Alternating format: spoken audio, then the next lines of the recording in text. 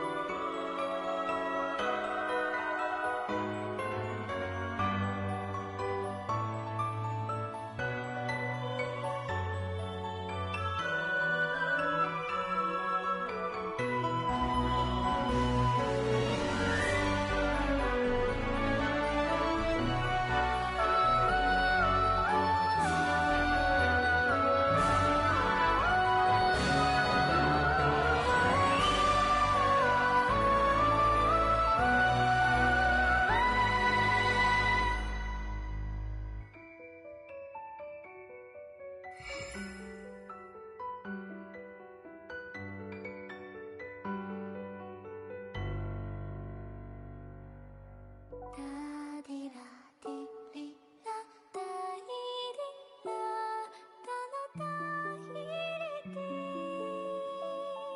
哒一啦。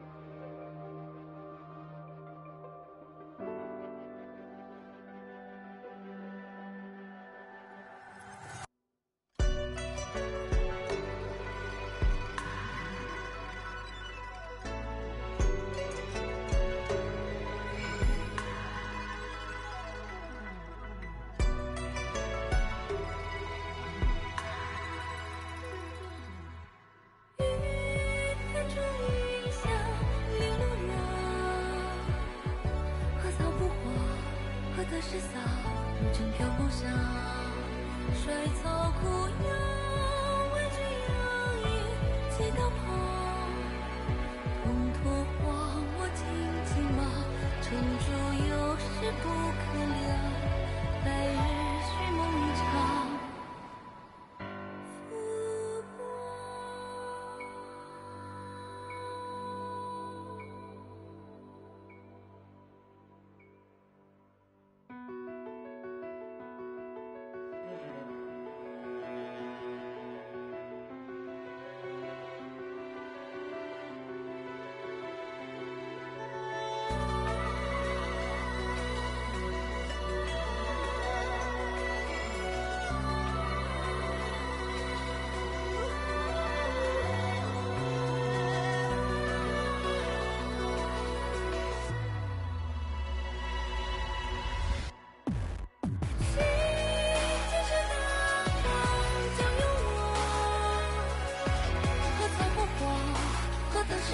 入尘漂泊上，无穷风雨，谁为何光？不为黎明就断肠，望着不尽来这场。风中所写尽属你或云或足为地下，望听秋草风望月，花影吗？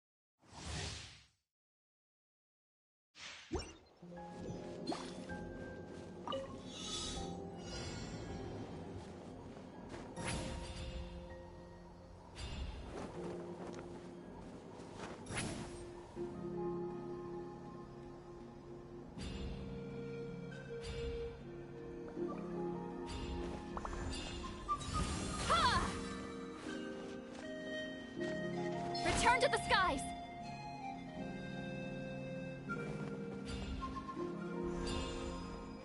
Huh.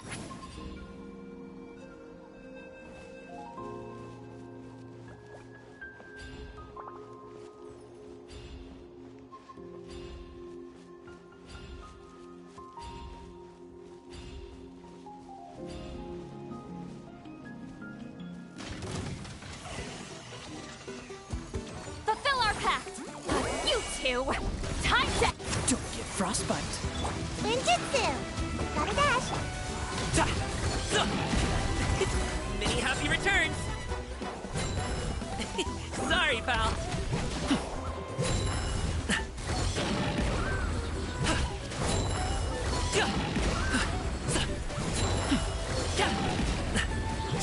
Show no mercy! Suffer the wrath of the... Oh, so sorry. Cool it. Up to it, Manzai.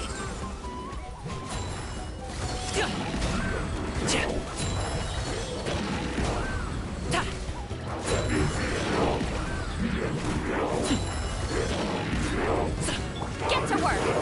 You two! Time set! This moment will be frozen in time. Done. Come on out! Hey! Alley-oop. Many happy returns.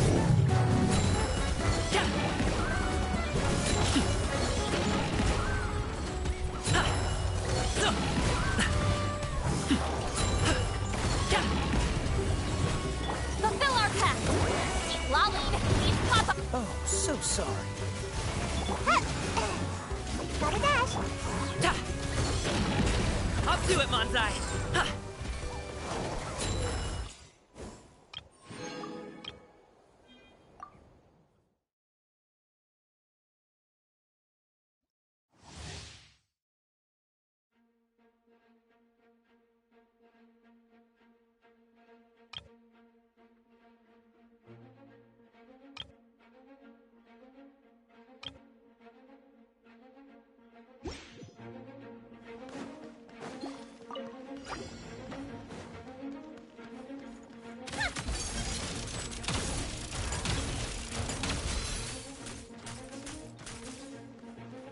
Come on, keep up!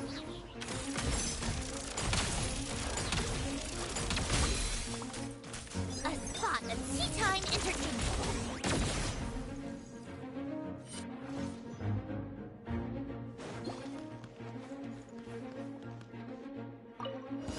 Yeah. Show them. Right now, a sight to behold. Rise. Enhanced Animo Module 75! Sacred name. Fortune Preserver.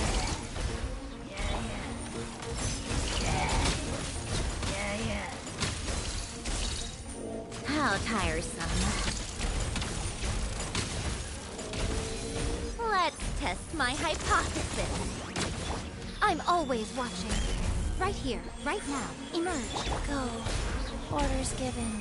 Orders received. Swirl, Mark 2, absorption test. Ha!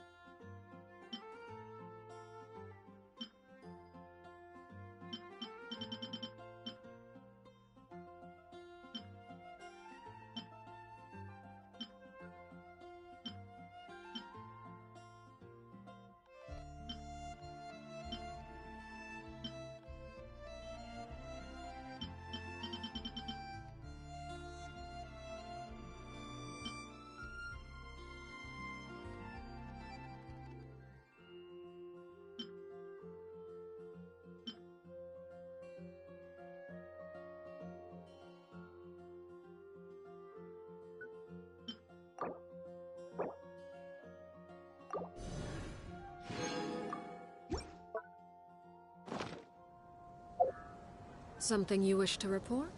Go on. You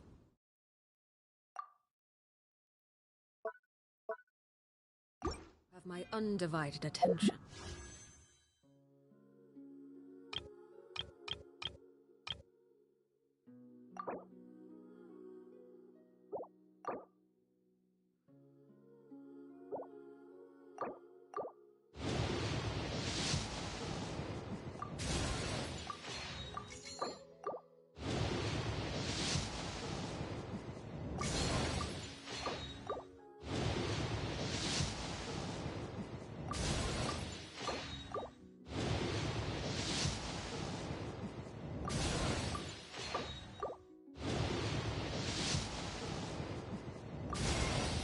I hate self-introductions.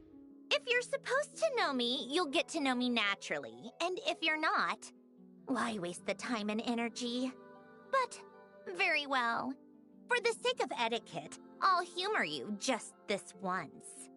Behold, before you stands Marionette, 7th of the Fatui Harbingers.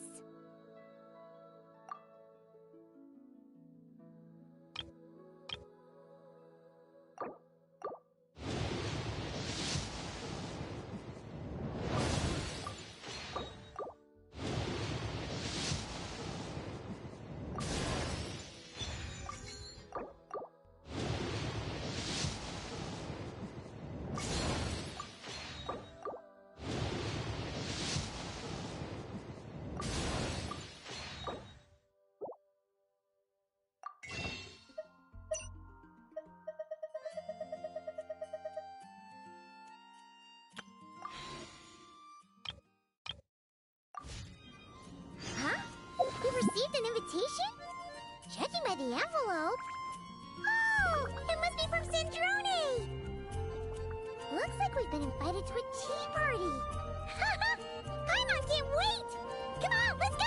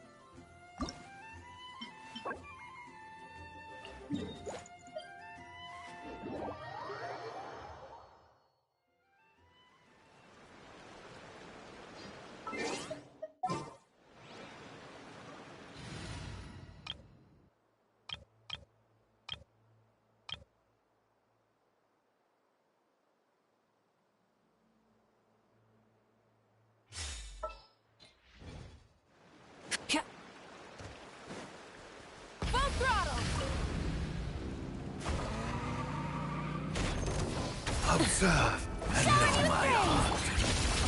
Never star goes out! Fearless. Hold on to your hat. Judgment! Light it up! Yeah! Record. Each deed will be judged. Bullseye! Excision required. Now I'm all warmed up. Pyroclastic surge! Judgment! Into the void! Annihilate!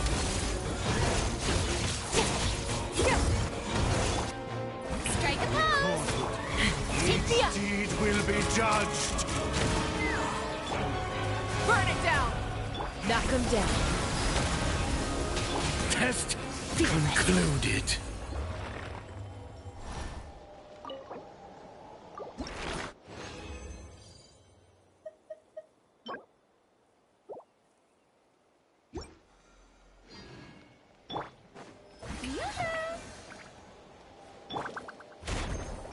Observe and know my heart. Another star goes out! Wrath from the sky! Required. Ha! Recorded. Each deed will be judged. Locked on! Fearless. Judgment. Paradigm shift! Light it up! Light up the blazing sun! Shower me with praise! Hold on to your hats. Fearless. Into the vortex. Test each deed concluded.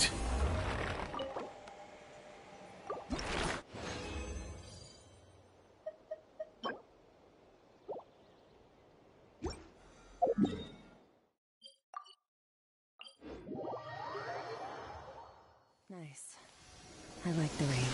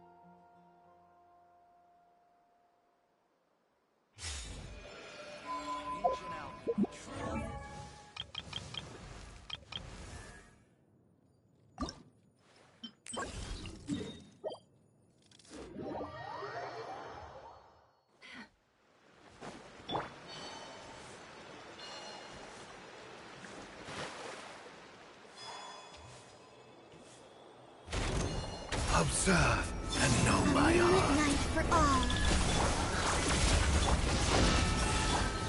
Leave this place. By the frost, it all adds up. Time to come clean. Each deed will be judged. Test concluded.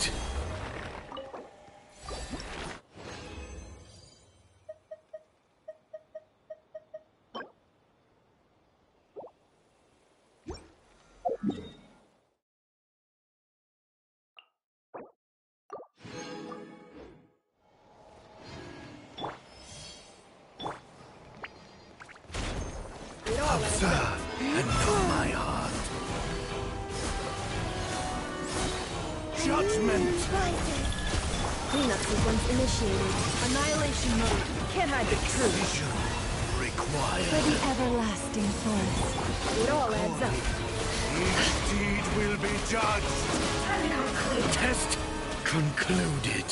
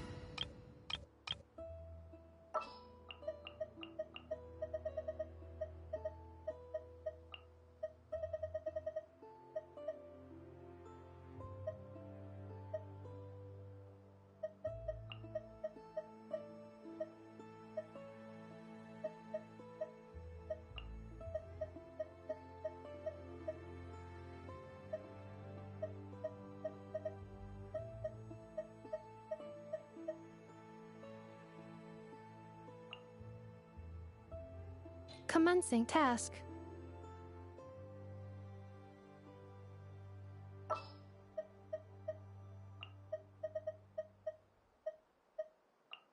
Ah, I'm all warmed up.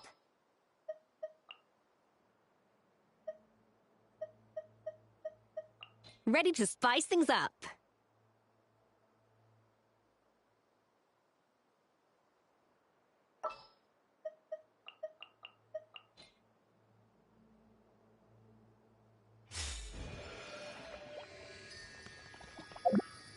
Yeah.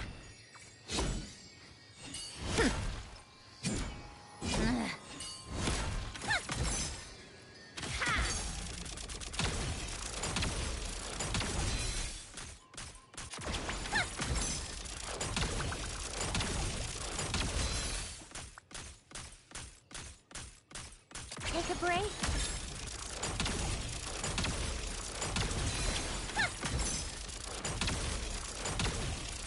Come on, keep up.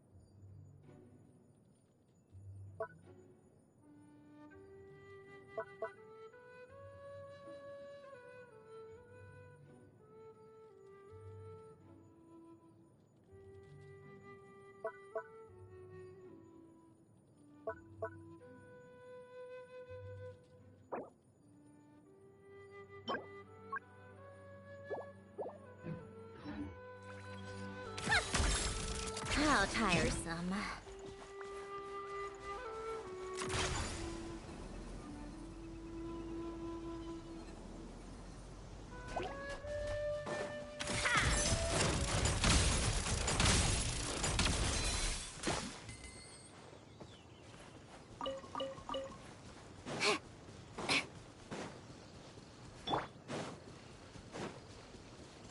Defensive mode.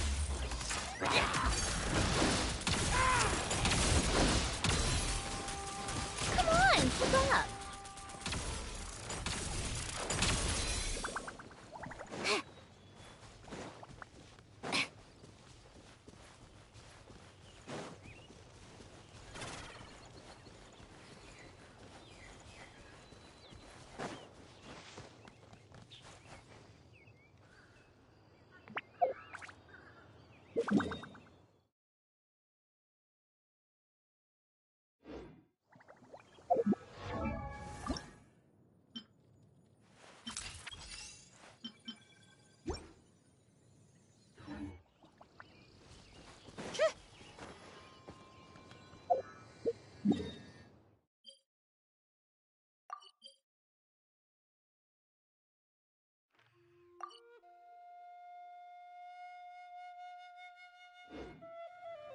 Take a break.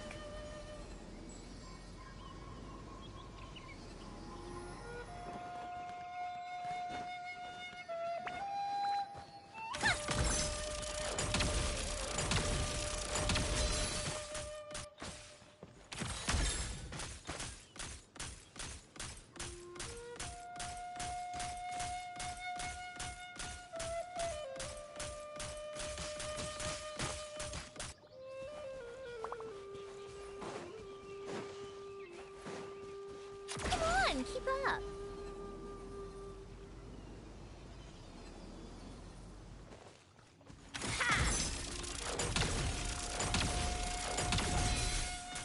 How tiresome.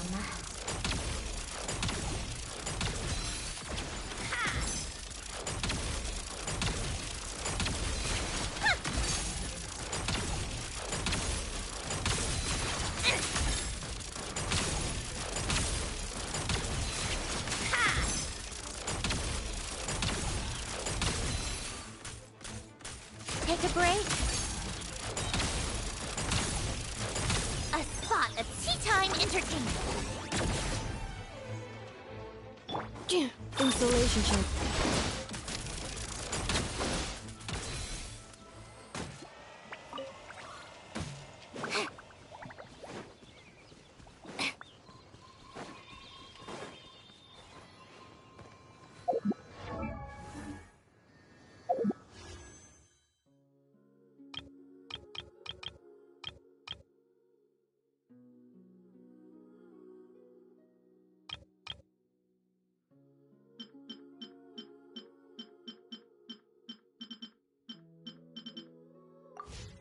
Called back to the Zeppeljärni Palace again? Ugh, seriously. What's the point in all these endless meetings?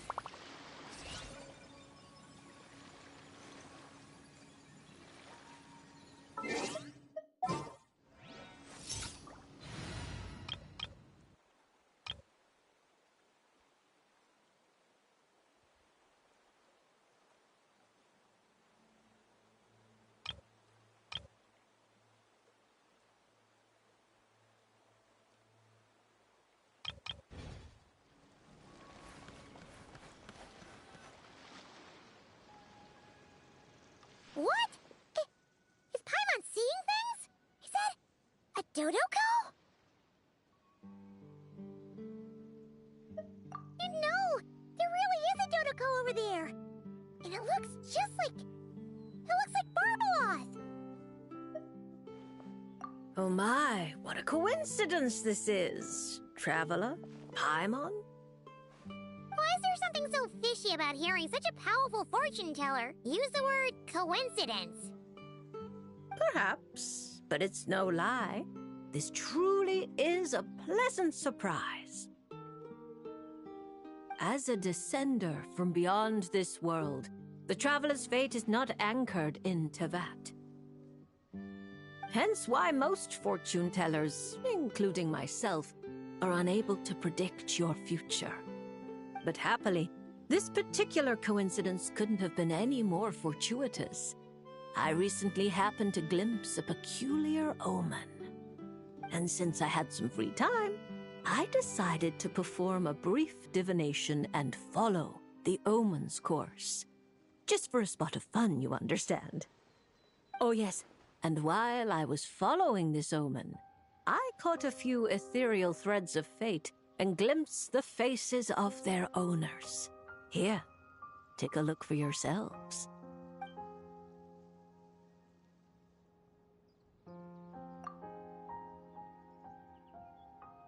See? Didn't I tell you? Someone with so many friends was bound to recognize them all. Hi, you two. It's been a while, hasn't it? I thought I'd lend a hand with Barbie's divination.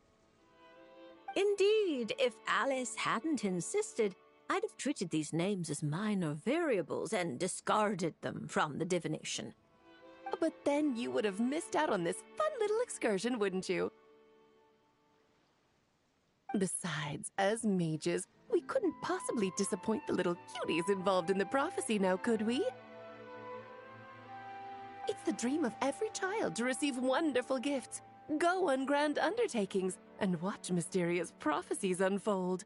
Which is all to say, we simply had to see this one through. And there's no point arguing with Alice. Anyway, if I can gather these minor variables together, I should be able to adjust my divination. So here I am, seeking them out, and if possible, offering them a little fortune-telling. I don't have time to go around divining things like that, but I'm sure it won't be long. Is that why you've set up this stall? So you can sit and wait for them to arrive? Don't worry, I'm not just sitting around twiddling my thumbs. This Dodoko is simply a stand-in. I'm still working on my research. That's right. And I installed sensors on Barbie's Dodoko. As soon as the right person shows up, she'll receive an instant notification. And Dodoko will give a happy little wiggle to make sure our visitors are drawn on in.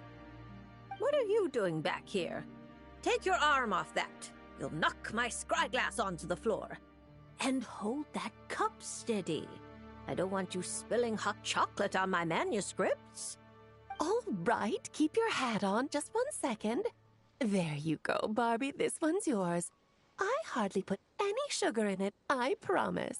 When you say hardly any sugar, I can't help but feel like we're not speaking the same language. Back to business. After we followed up on Barbie's divination, I was hoping to gather everyone up, everyone involved, that is, and throw a huge party. I've even decided how we can send out the invitations. Don't worry, I've already picked out the most beautiful birds available. Picture it. In the dead of night, a huge, pure white bird flies through your window with a mysterious letter in its beak. Then you open it, and a whole new world appears before your eyes. Unfortunately, as I told Alice, doing that would only serve to disrupt the path of fate. Besides, dealing with such small prophecies is a real pain, so it's off the cards. Oh, fate is such a spoilsport. Nevertheless, we can still have a party. When the time is right, I'll invite everyone myself. And as I do hate waiting for parties, Traveler, Paimon, can I leave the job of bringing your friends here to this stall to you? Then we'd be the ones disrupting the path of fate, right? Seeing as the people in the prophecy already have ties to the Traveler, in theory, their fates are already intertwined. If the Traveler steps in to invite them and hurry things along, it shouldn't have too large an effect on the divination. Reliable as always. For the sake of the party, it's in your hands. I promise to save you the best seats, closest to the cake. Barbie, why are you tearing that paper apart? What are you doing? I'm using it to plug my ears. Between you and Nicole, if my head isn't hurting, then my ears are. Ugh, I miss Octavia.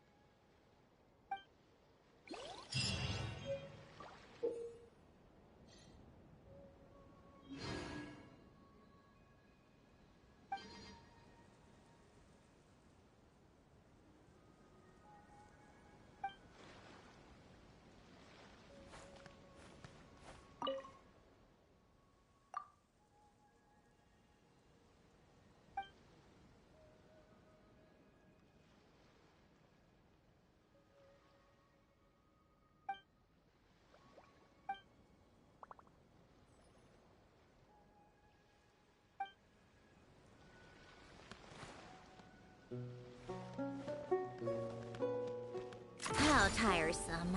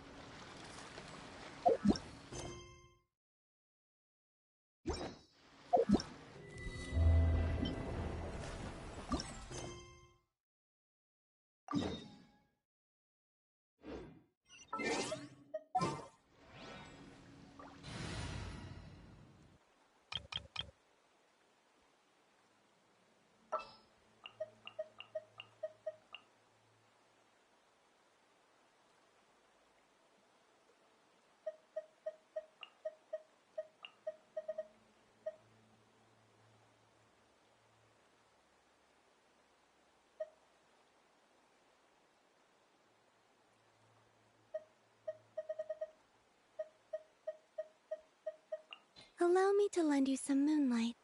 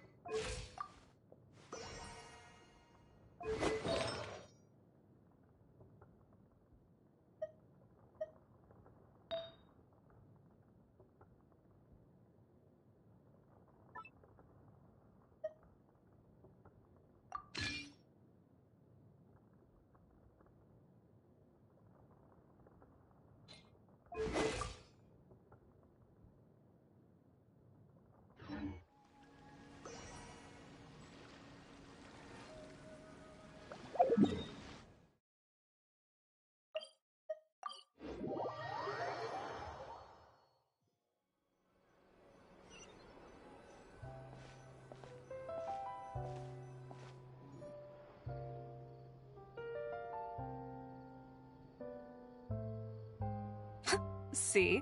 Told you they'd be here. Xavier! Oh, and Shiori and Farina too! Ah, Hydro Archon above! If it isn't my darling camera operator and clapper loader! A very happy Fontinalia festival to you as well! I'm guessing you came back to celebrate with us? Yep. And how about two? Even though the last festival had some unexpected hiccups, making the film was still super fun. Since you're all here together like this, you must be planning on entering the competition, right? Of course! A celebration of the entertainment industry. No one who's anyone would choose to sit this one out. It only happens once a year, after all. Fontaine Fashion Week might be more my speed, but The film festival brings in a lot of orders and boosts brand recognition, so I wasn't going to miss out either. A few new awards have been added this year, too. Best Director, Best Costume Design, oh, and Best Camera Operation. Ooh, sounds like we've got work to do. Come on, tell us. What's Musketeer Pictures film gonna be about? Oh, about that. What's wrong, Xavier? What's with that look? Oh, man. You weren't scammed by some shady investor again, were you? No. Even I'm not naive enough to fall for something like that again. Besides, thanks to the fine people here, Musketeer Pictures has more than enough funds to shoot without investors. And yet problems persist. Huh? What do you mean? Well, we were planning to replicate our past success and shoot a film based on a popular novel. But as we were holding auditions for the female lead earlier today, a striking young mademoiselle wandered in by accident. Her disposition was simply ethereal. The look in her eyes somewhat melancholic. Oh, I wish you could have been there. The awe I felt can scarcely be put to words. You had to be there, friend. No matter where she stood, it was as if her surroundings, even the air itself, turned into the perfect shot. Guess you found your lead actress, then? No, quite the opposite. My script is entirely unworthy of her. I fear it is. Nevertheless, I couldn't help but approach the mademoiselle to ask about her background and what brought her to Fontaine. What did she say? Sadly, she said her best friend was gone. After returning to her own homeland not too long ago, she decided to visit where her friend was from to remember them better. Oh, no wonder she looked sad. Yes, but that's when it struck me. Why not cast her as the lead in a film centered around her search for this old friend? Huh? You're gonna rewrite the whole script? But is there even enough time? Isn't the prep work super complicated? We might not Think about the difficulties we faced with the two Musketeers. We had to start from scratch back then, too. I'd say we're ahead of the game this time. Guess so, but... Don't worry, Paimon. Shiori and I have evaluated the proposal, and we support Xavier's decision. I won't really need to start on the costumes until the cast is finalized, so it's not too much extra work for me. Oh, fair mademoiselles. How can I ever thank you? Finishing the script would be a start. You know, compared to a commercial popcorn flick, I do prefer the idea of shooting a more artistic film. One that leaves a profound and lingering impact in the hearts of the audience. I agree. True trendsetters are the people who dare to go against the grain. Wow! Leave it to Director Farina to have a vision. Honestly, though, the artistic passion of everyone at Musketeer Pictures is inspiring. Anyway, now that we've heard so much about this lead actress, Paimon's gotta know who it is!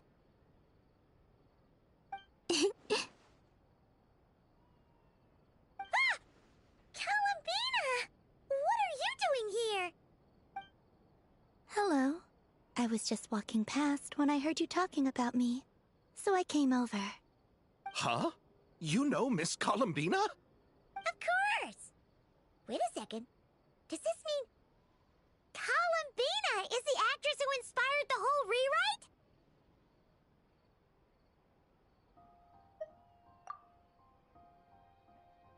Yeah.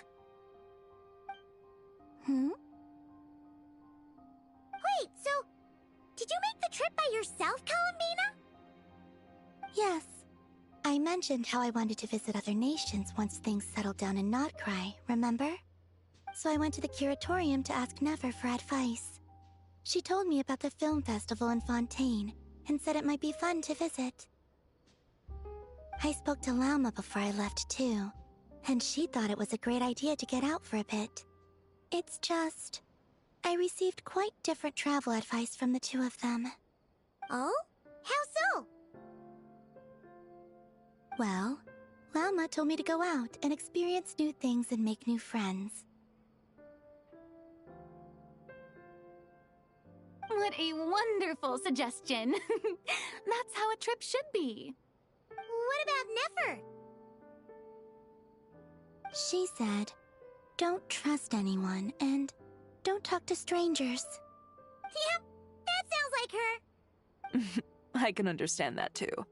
It shows this Nefer cares about you a great deal, Miss Columbina. Yes, so I plan on combining their advice. All I need to do is turn strangers into friends, and then I can talk to them. Huh. That kinda makes sense, but also not. Hey, Chiori. Oh, look who's back. Happy Fontinalia Festival, you two.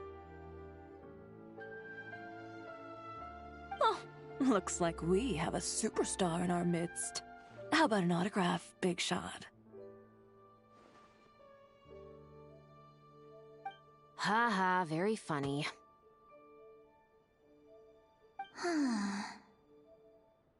All settled then? Yep, the Duke gave his blessing, and I cleared it with the Udex. During the festival, inmates with good behavior will get a chance to spend some time on the outside. Under the stringent supervision of the Special Patrol, of course. Risley! It's been a while! Happy Fontinalia Festival!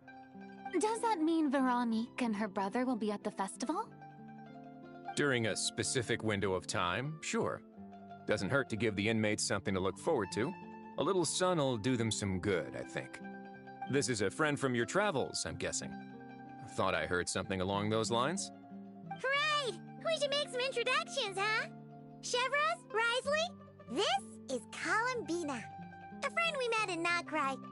Welcome to Fontaine, Miss Columbina. I bet the weather's been quite an adjustment. Yeah.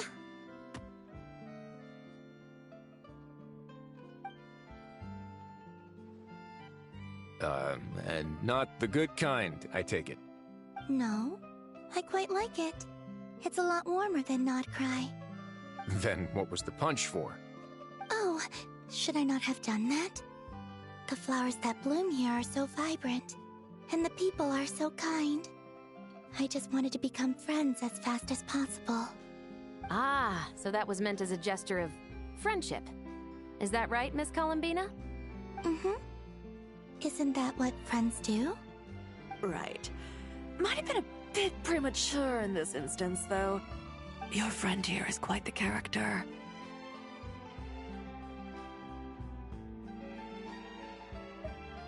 Good thing we said something. You weren't seriously gonna go around punching every single person in Fontaine, were you? No, just the ones I wanted to be friends with. That's not... what Paimon's trying to say is, maybe keep the punches to a minimum until after you're friends with someone. If you say so. You're quite the character, Miss Columbina. So, are we friends?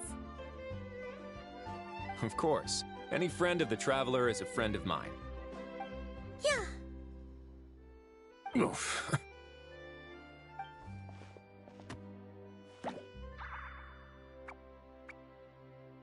When it comes to friends, you sure know how to pick 'em. So Miss Columbina is the lead actress I've been hearing so much about. The whole thing about her aura is starting to make more sense. You gonna be part of the film this time too, Chevros? That was the plan. But now that Mr. Xavier has changed the direction, I don't think I'm in quite as many scenes. It's all for the best, though. A different crew asked me to help consult on some of their musket work. Oh, sounds like our trusty musketeer is as popular as ever. I'm just going where I'm needed. I'm more than willing to help with whatever this production needs as well. Ah, well, speaking of, would you happen to know if there are scenic locations around the court of Fontaine that other crews haven't booked? The festival's pretty popular this year, so there's not a lot left. You might just have to talk it over with the other productions and see if they'll let you squeeze in here and there. I see. Having trouble finding a filming location? Yes, we made a last-minute decision to go down a different route, so the indoor locations we reserved are no longer a good fit. And it looks like all of the best outdoor spots have been taken. You know, I might know a place. Good views, good atmosphere, and no production team has snatched it up. That sounds perfect! Where is it? You want me to reveal it just like that? Come on, let it be a surprise.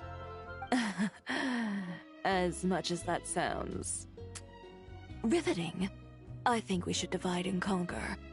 You go do that, and Director Farina and I will take Miss Columbina around the city to discuss lighting and styling. Is that all right with you, Miss Columbina? Traveler?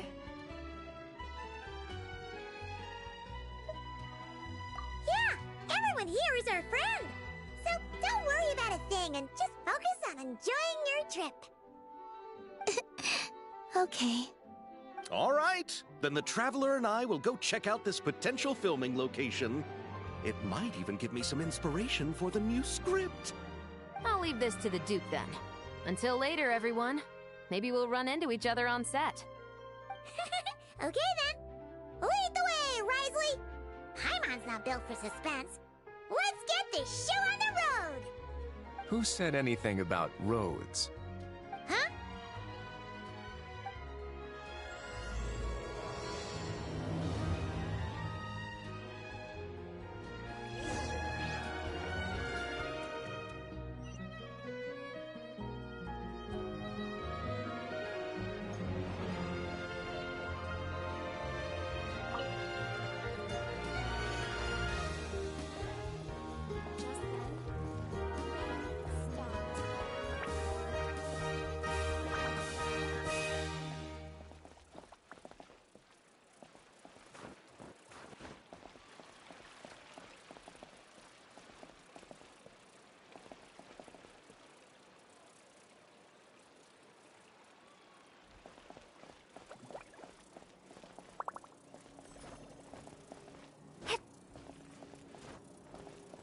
Just then, the rain stopped. Or should it keep raining?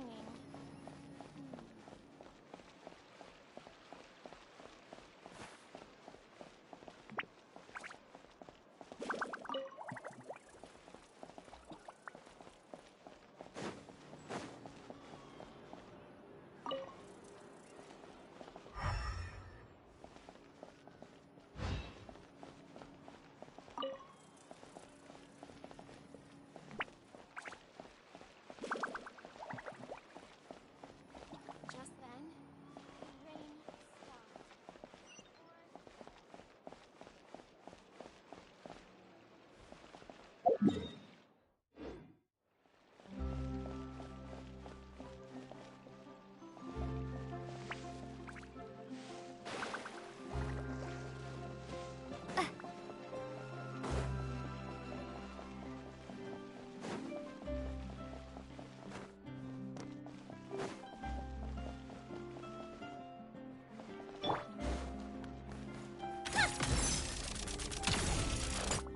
Come on, keep up.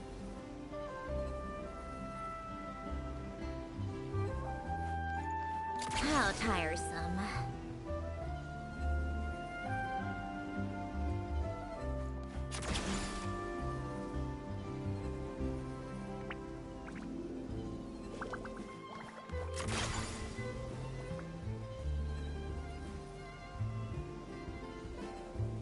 Take a break.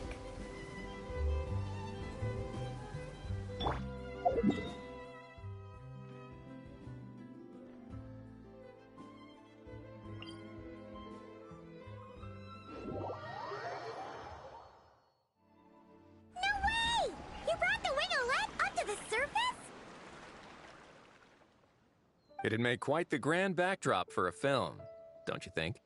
Paimon's more focused on the fact that this thing is supposed to be underwater, inside the fortress of Millipede. True. And keeping up with the maintenance on a vessel this big is a lot of work. It takes a crazy amount of manpower just to keep it up and running. Oh, Paimon kind of thought it just sat there until you needed it. I wish it were that simple. The truth is, the maintenance costs on this thing are substantial. So we decided to rent it out during the festival to earn some extra mora. Besides, the inmates are the ones who keep it in good shape. Seeing the fruits of their labor put to use is a good form of social rehabilitation for them. Huh. You've really thought this through. What you think, Xavier? Is this a good place to shoot? Ah, I've got it! Good messieurs and mademoiselles, I've got it! Gonna take that as a yes.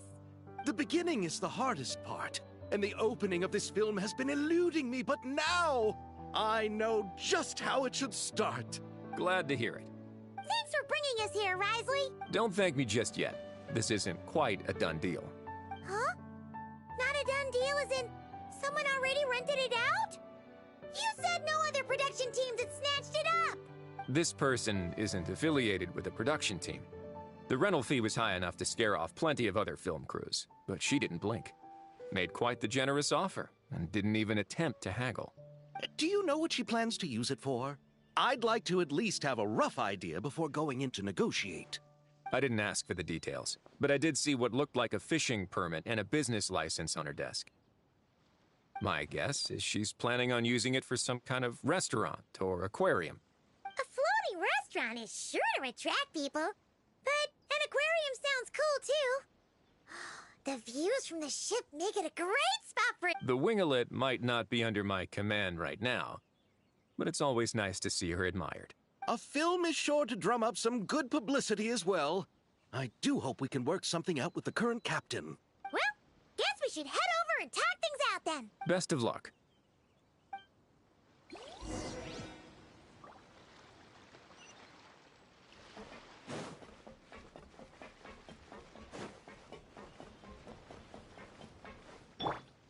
How tiresome.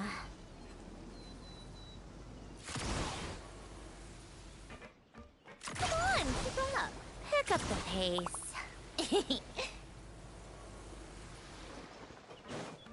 How tiresome. Take a break. Pick up the pace.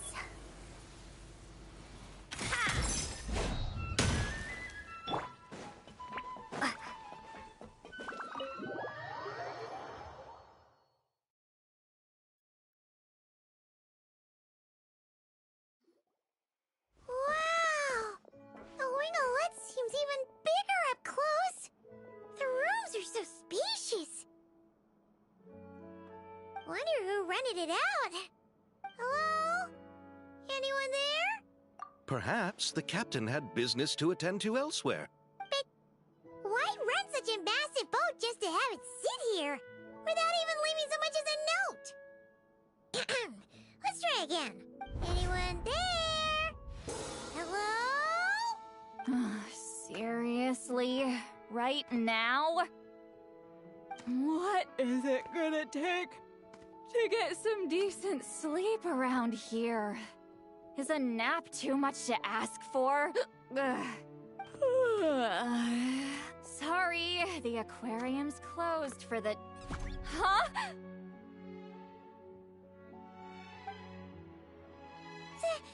See Lolly? Traveler! Paimon! Hold on. Oh, this is just great! How am I gonna go out dressed like this?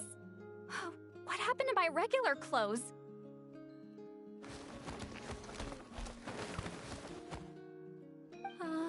The wash! I put them in the wash after I drank too much and fell into the fountain. Oh, this can't be happening! Am I seriously gonna go out like this? Think we might have caught her at a bad time. See Lolly? I don't want to hear it. Hear what? A single word about what I'm wearing. No comments, none. Is that clear? Oh, yep. Crystal. Huh? You think so? No, wait, I told you not to say anything! What was... her thoughts. I heard her thoughts. How could I forget about that? This is so embarrassing. I seemed a little too pleased to get that compliment, didn't I? Wait, the mind reading went both ways. Does that mean the Traveler's hearing all this too? You clearly did! Huh? What did we do? Paimon's not following. Nothing. It's nothing. Let's just move on. Did you need something? You're not here alone, I see. Hello, I'm Xavier, a film director and producer from Fontaine. I meant to introduce myself sooner, I just didn't want to, interrupt. No wonder we ran into each other in Fontaine of all places. You must also be in town for the festival, then. That's right! We're helping Xavier with his film. In fact, we were hoping to shoot some scenes on this boat. You're the one who rented it out, right, Seed Lolly? Me? Rent a boat? I wish I had that kind of spare cash floating around. Not to mention the spare time. Don't get the wrong idea, though. I'm not here to sail off into the sunset and live out some cushy retirement life, okay? I'm not that old. Then why you dress like... how did you end up staying aboard the Winglet? Well, I heard one of my favorite light novels was getting turned into a film, so I came to Fontaine to catch the premiere. Originally, I booked a room near the Opera Epiclese, but I'm quite particular about where I sleep these days. I think it's an age thing. And that bed? I just couldn't sleep in it. I tried to find a different hotel, but with the festival, everything was completely booked. Just as I was worried I'd have to sleep under a bridge or something, I happened to spot a help wanted sign on the side of the road. Oh, so you're here to take care of the boat? No, I was hired to man the front desk. The pay is a bit low, but food and drinks are covered. And it includes room and board during the festival. Plus, the job is simple. So I thought I'd give it a shot. Wow! They actually thought you'd be a good fit, huh? What? You don't think I'm cut out for it? All I have to do is tell people the aquarium isn't open yet. Other than that, I'm free to do whatever I want. It's a pretty sweet gig. That's all? Yeah, I was also kinda shocked. But it's not a lie. Head downstairs and see for yourselves. There's nothing but empty tanks. Not a marine animal in sight. Did your boss mention anything about being open to film crews using this space? Our production was hoping to film on the deck for a few scenes. No. That never came up. You could just ask her. Oh, she's around? What kind of person is she? We should know what we're heading into. She's nice enough, I suppose. Pretty reasonable, too. Even offered for me to move to a bigger cabin if I was too cramped. Back at the Masters of the Nightwind, I'm used to being the one giving orders. But working under her doesn't feel like being bossed around. She seems to respect what I think. Wow, she sounds like a great boss.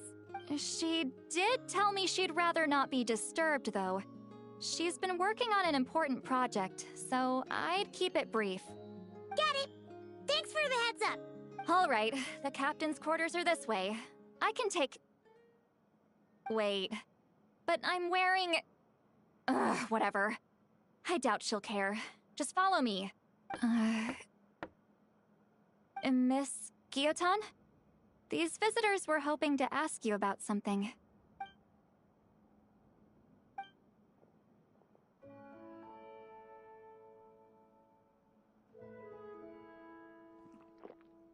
I thought I said to limit the interruptions. Just tell them the aquarium is still...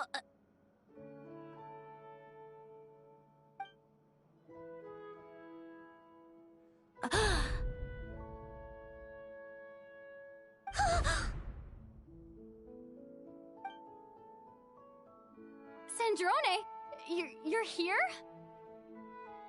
Huh? You know each other? Are you okay, Sandrone? Do you still remember us? Everyone was so upset after what happened. We all missed you so much.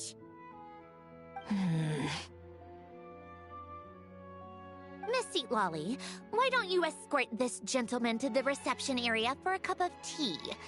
I have something to discuss with these two in private.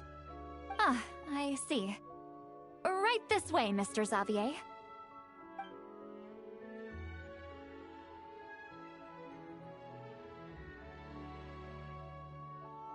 Sandrone? I really can't go anywhere without running into you two, can I? Are you okay? During the battle, your core, it was... destroyed by that bastard Dottore. That's right. But as you can see, I'm fine now. No major issues. Or at least, there shouldn't be. Oh, what a relief! Why didn't you tell us sooner? Or come back to see your friends?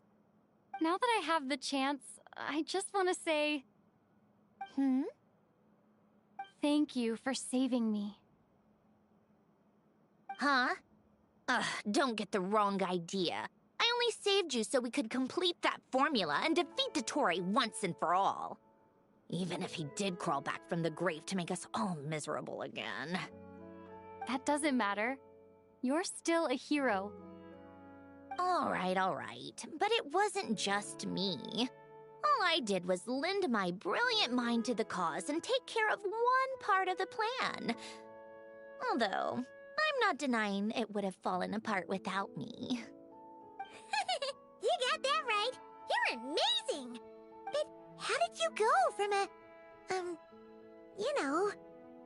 from a lifeless pile of scrap to looking like this? Well, my mom was trying to put it a bit more gently, but yeah. Where do I even start?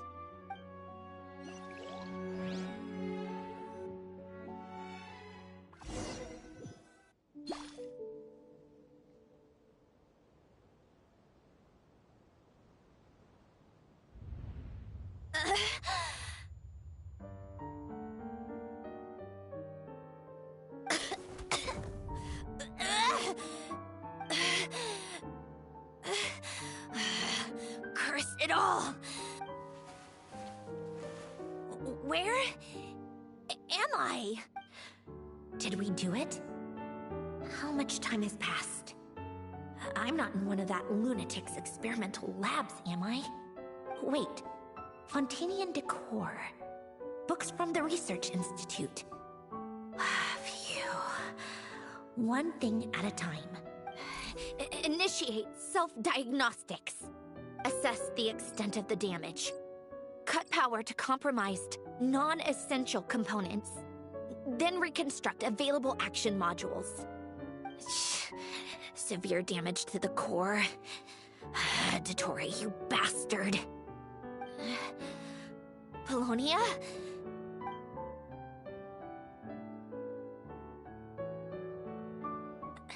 Polonia, wake up! Activate! You're in even worse shape than me. Internal gears and energy circuits are barely intact. Extreme damage to the core, just like me. Rebooting is off the table. Even if I could repair the damage, I don't know if... You used up all your critical energy in those final moments, didn't you? To protect the core of that guy in the hat, and the numerological array. Wait, the array. Yes! The prototype is still here. But can I even run it in this state? Whatever. I have to try. I just need to confirm one thing. Activate the numerological array. Connect the computing core to my body. Just like I thought. It needs too much computing power.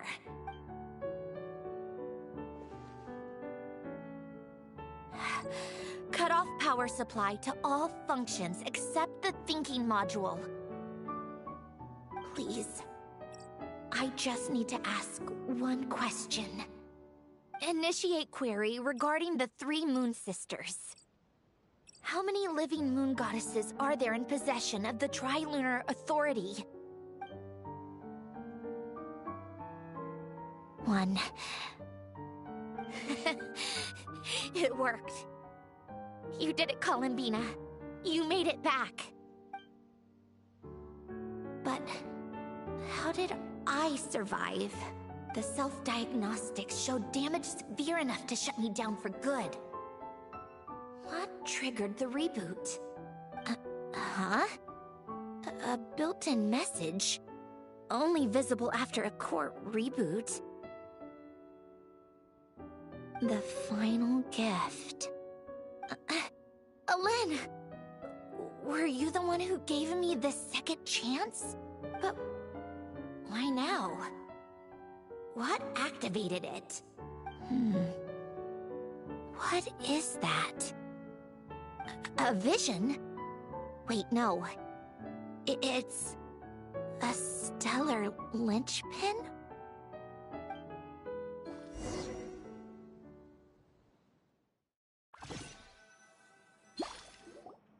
A stellar linchpin? What's that? You can think of it as a rare kind of vision. As for what causes one to manifest, well, that's still unknown. But in Snezhnaya, or in Afatui's research at least, it's believed to have some connection to the third descender. The third descender? We knew his remains were used to create the Gnosis, but this is the first we're hearing about a stellar linchpin. You knew about the remains? Right, of course. Look who I'm talking to. Yes, the heavenly principles used the remains of the third descender to create the 7 Gnosis as a means to consolidate the Archon system. Visions result from that same system, so extrapolating from there, it's clear that the manifestation of a vision is also, to some extent, related to the third descender. Still following? For those that wield them, visions serve as a means to channel elemental power. The same is true of stellar linchpins. The difference is that, when wielding elemental energy, stellar linchpin users often exhibit a unique kind of power that seems to come from beyond to that. It's believed that, when a stellar linchpin manifests, impurities from the remains of the third descender get fixed in place. Hence, the name. That's also believed to be the source of the strange power I just mentioned. We've heard that visions can appear when someone has a really strong wish or desire. Stellar linchpins sound kind of similar, so does that mean... Huh? Oh, don't look at me like that. I've never had any grand wishes or aspirations. Just a list of things that drive me up the wall. So if you're asking why this thing appeared, I have no clue. All I know is that without it, the gift Alen left me, this built-in second chance, never would have triggered. The damage to my core was too severe. But thanks to the stellar linchpin's manifestation, it did trigger. And after my core rebooted, I was able to repair the damage to my body. I also managed to import the numerological array, along with some of Polonia's surviving algorithms, into this form. Wait, does that mean Polonia is... Yes. Unfortunately, Polonia is... beyond repair. Oh, we're so sorry to hear that.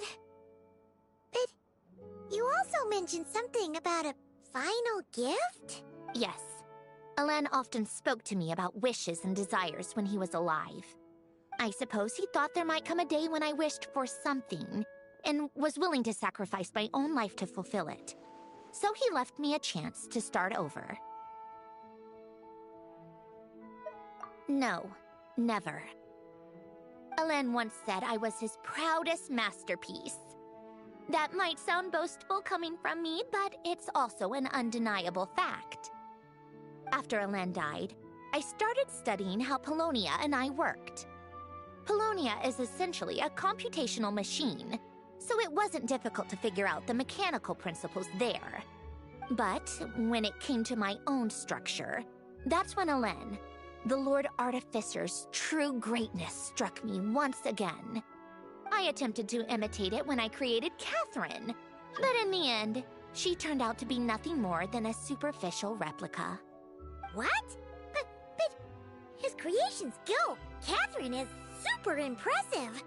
We were shocked when we first found out she was a puppet. No, she's nothing compared to what Alen was able to create. Some of the mechanical principles of my own core are still a complete mystery to me. Keeping that gift hidden wasn't even a challenge for him. Just a shame I had to waste it on fighting Depois. I just couldn't stand the thought of him coming out on top. If you put it that way, the world owes me a whole lot then, doesn't it? Wait, but all this still doesn't explain what you're doing here. Risley said you rented the ship and even had some kind of fishing permit? That's because I'm trying to go back to the place Alen and I lived when he was alive. My former home, I suppose you could say.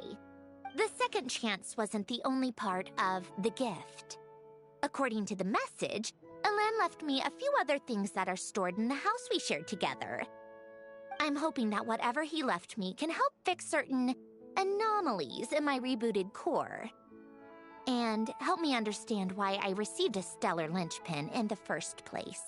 Okay, so go back then. What does that have to do with fishing? And to think I'm talking to the saviors of Fontaine. Did you forget that the water levels have been rising for centuries? I can't just go back to the place I used to live because now it's underwater. Oh, right. With the rising water levels and changes in terrain, it's not just a matter of finding where it is, but also clearing away any sediment or debris. But Fontaine law prohibits unauthorized individuals and organizations from excavating underwater ruins. A Melazine caught me the minute I even made an attempt. Why not apply for authorization then? And face the endless slog of Fontainian bureaucracy. No thanks. Besides, I'm a Fatui harbinger. The diplomatic implications alone would be enough to give the gestionnaires at the Palais Mermonia a headache. A fishing permit, on the other hand, isn't difficult to obtain at all. Minimal paperwork required, and under the name Guillotin, the application was a cinch. So you're exploiting a legal loophole? Am I? That underwater home belongs to me. If I happen to chance upon it while doing some fishing, what's the issue with that? Of course, I do have to catch some fish to put in the aquarium, just in case the gestionnaires come to check up on things. That's also the reason I hired someone to man the front desk. Huh? But isn't that kind of a waste? He went to all the trouble of getting a business license and rented out this giant ship, just for show? If you want to run an aquarium that bad, be my guest. Use the facilities however you want. I'm certainly not going to stop you. All I want is to go back home and see what other gifts Alen wanted me to inherit. Hold on. Enough about me. What are you two even doing here?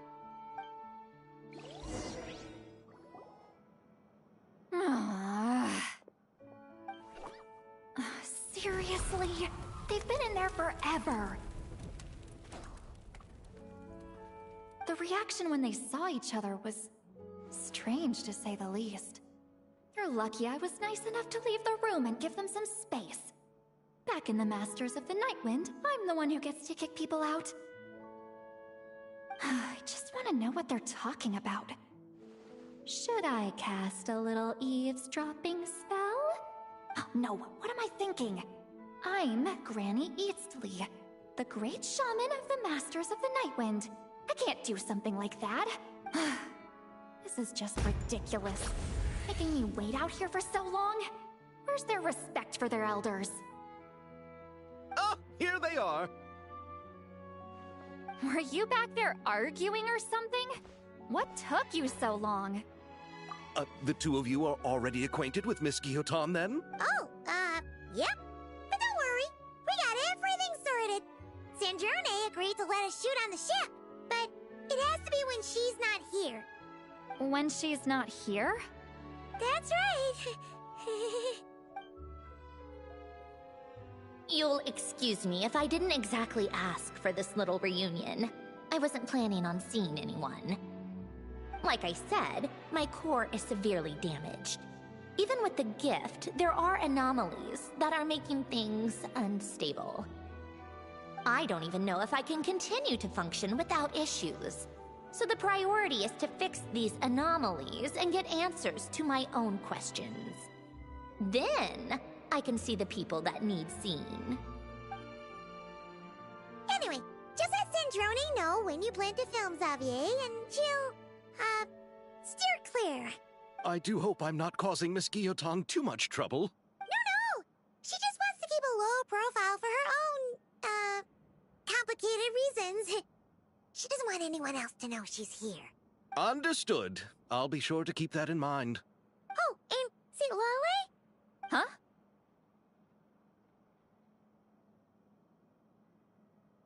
You mean Miss Guillotin? What does she want? Oh, please don't let it be about the pajamas. What? The 7th of the Fatui Harbingers? Why are you telling me all this? I asked the Traveler about you, and I've decided it's best to be open in this instance. I can understand if you would rather not work for a Harbinger. Regardless, the room on the ship is yours to keep. You're an acquaintance of the Traveler, and I plan to honor that. Wait, she's actually nice? It's not a problem. The captain also worked for the Fatui, and he helped Natlan a great deal. We know that there are good people among your ranks. Besides, I've been around long enough to know what it means to earn one's keep. This isn't Natlan, and I don't expect special treatment. Besides, sitting at a desk isn't exactly back-breaking work. I appreciate that perspective, great shaman. Seat Lolly. Just call me Seat Lolly. That title makes me sound so... old. Well, Seat Lolly, the Traveler and I are looking for something, so we'll be heading underwater together soon. I'll leave the ship in your care while we're gone. Together? How often? Not too often. We're heading out in a bit, but I'll be available if you need something. You couldn't, go alone? I wanted to, but she was concerned about my physical well-being, so she offered to come with. Guess my mental well-being means nothing then. Huh?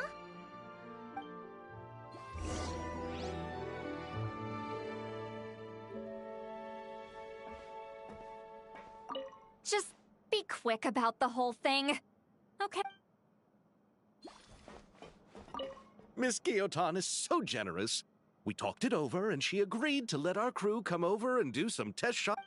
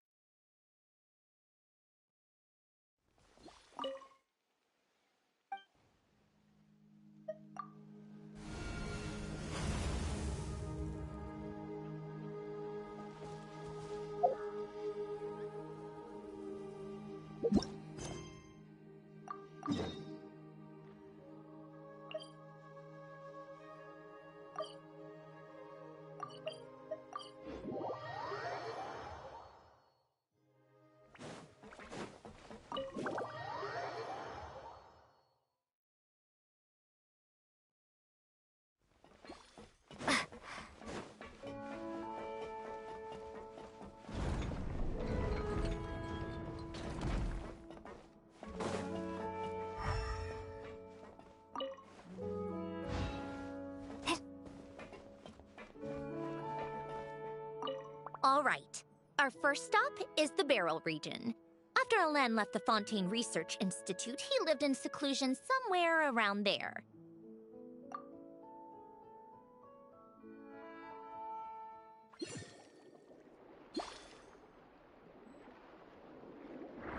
Huh.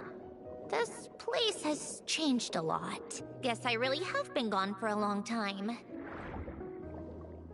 Let's look around and see what we can learn. Oh, and don't forget to catch a few to take back.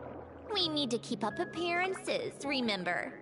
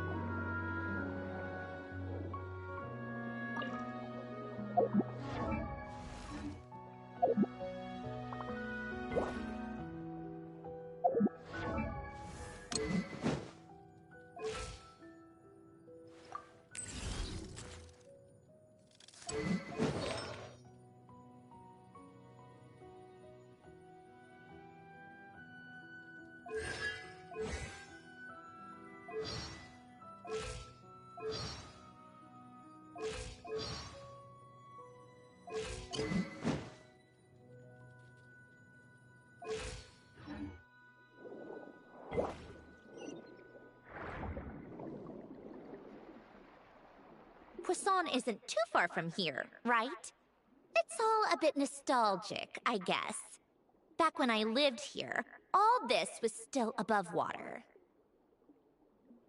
All right. I have a general understanding of the terrain changes and sediment accumulation. We can stop here for now.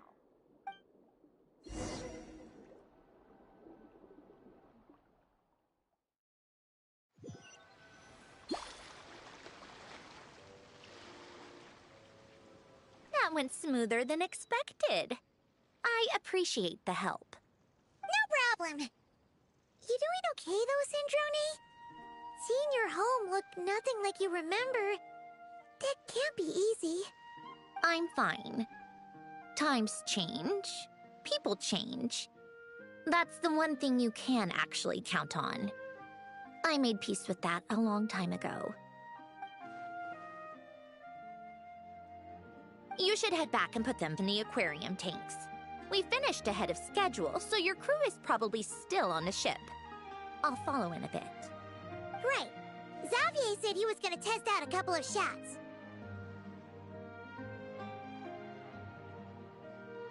I'm sure. I want to take another look around on my own. Okay then. Want us to let you know when the filming is done? No need. Columbina relies on Kuvaki to perceive her surroundings. In Nodcry, her senses are heightened because Kuvaki is everywhere. But here, as long as she doesn't activate her abilities, her range of perception should be equivalent to an average person's line of sight. I figured that out back in Snezhnaya. That's oddly specific. I have hiding from her down to a science. So, what? Things might be a bit different now that she's merged with the Moon Sisters, but I doubt there's been a drastic change. The point is, you two can head back. Don't worry about me. Okay, if you say so. Come find us on the ship if you need anything.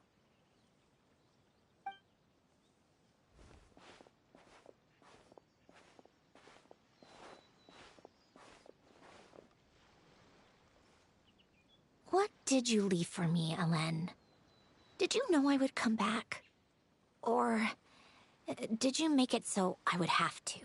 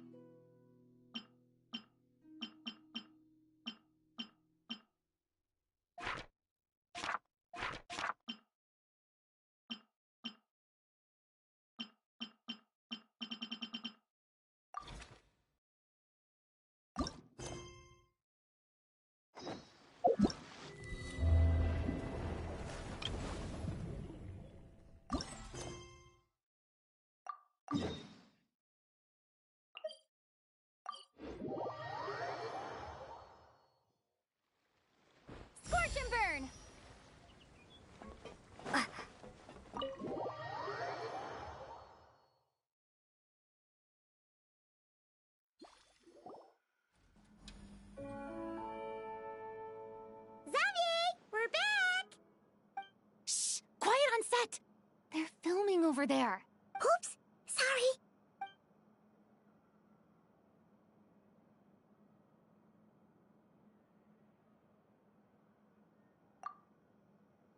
What's your take, Detective?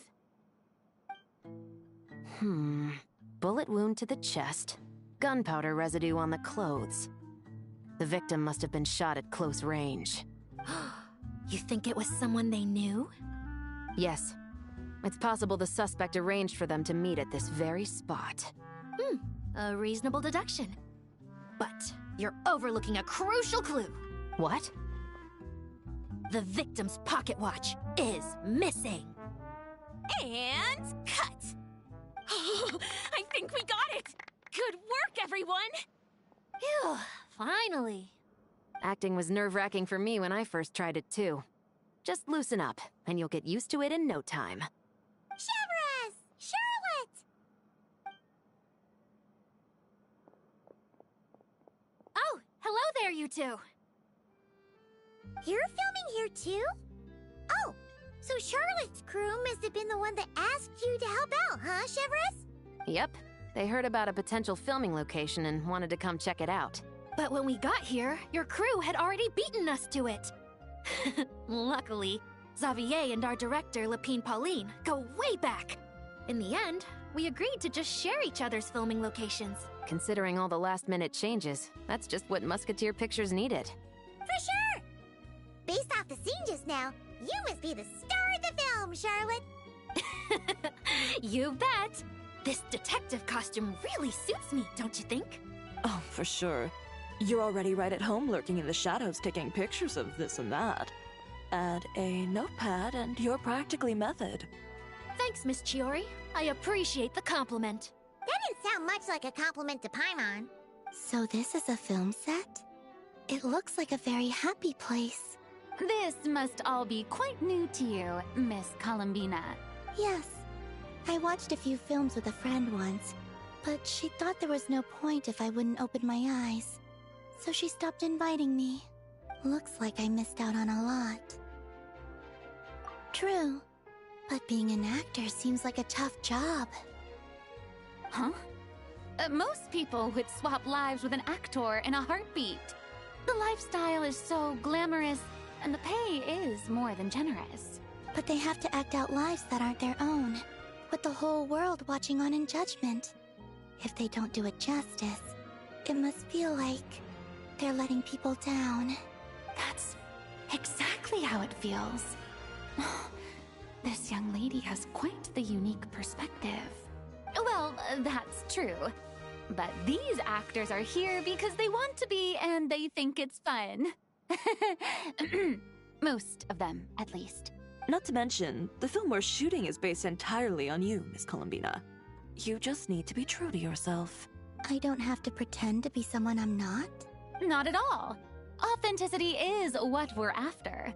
For example, this first scene opens with you on the boat, sailing to your friend's homeland. You just need to think about that moment in the story and picture how you would feel. Oh, okay. We're all here? Wonderful! Let's head to the deck and get shooting.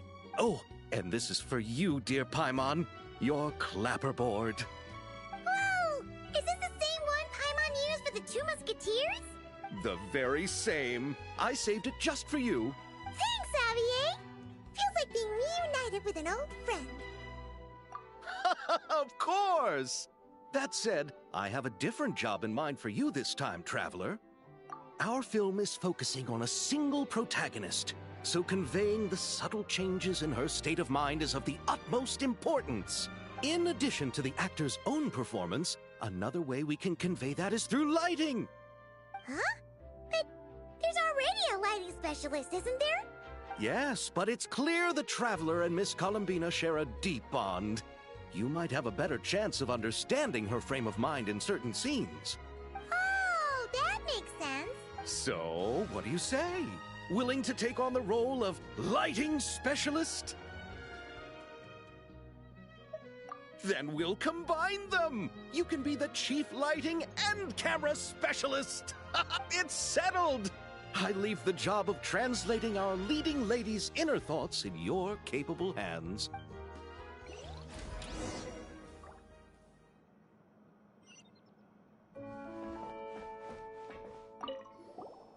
Oh, I didn't expect to run into you two on set. Happy Fontinalia Festival! Nice acting back there, Charlotte! Thanks! I'm, usually the one behind the camera, so it's actually pretty nerve-wracking being the center of all that attention. But I've known Miss Lapine Pauline for quite some time, so we work really well together. Miss Lapine Pauline prefers to assign roles based on our own personalities. She'll even adjust the script to make it a better fit. The scene from earlier was just me and Chevraz, but Navi and Emily are also going to be taking part. Ooh, that's quite the lineup. Your film's leading lady also seems like quite the score. Just on first impressions alone, it's clear she's someone special. Guess we'll just have to wait and see who wins Best Picture and gets to go home with the Farina Award.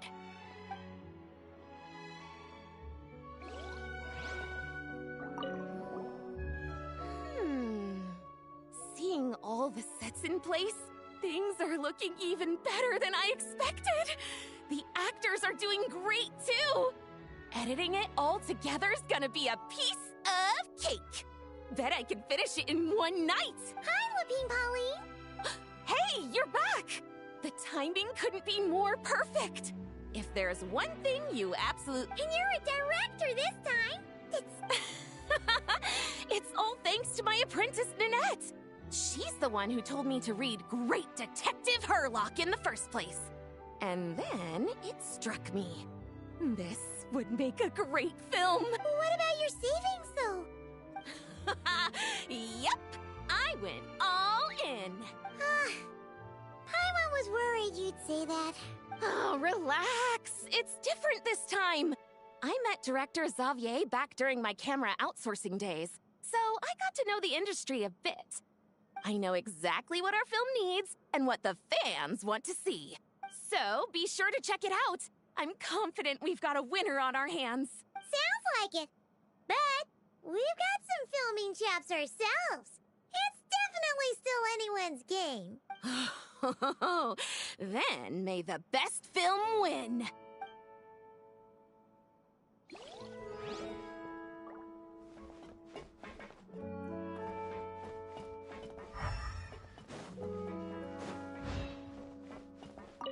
I want to ask for an autograph so bad, but I can't do it dressed like this.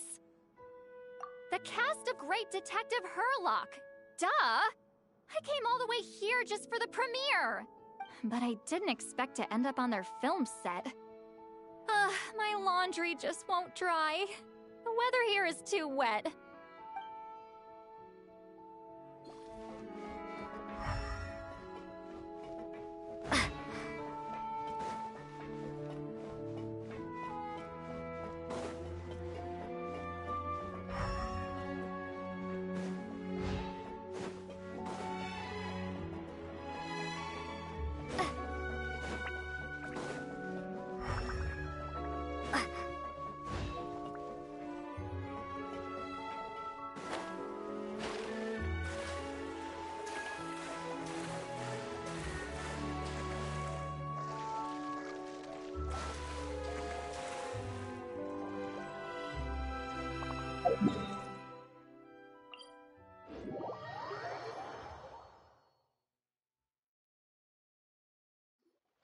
All right, without any further ado, it's time for production on our film, A Homecoming, to officially begin! Turning it over to you once again, Director Farina. All right.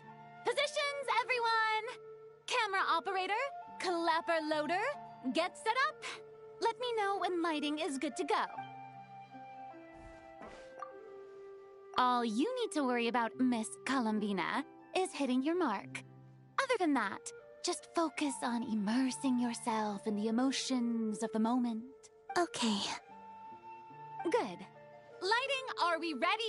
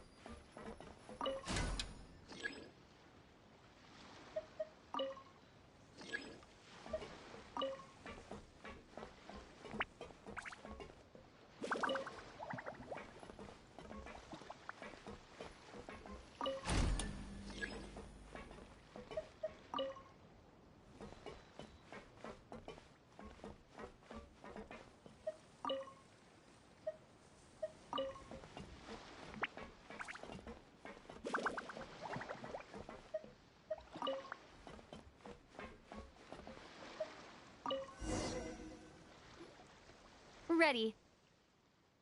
All right, quiet on set. 3, 2, 1, action! This is her homeland. Columbina. Cut! The emotions I'm looking for were definitely there. Let's just try to keep it a bit more natural. Oh, but definitely keep that gesture at the end. I loved how real it felt. You looked genuinely moved. All right, if you're ready, let's go for another take. Miss Columbina? That presence, it kind of felt like Sandrone.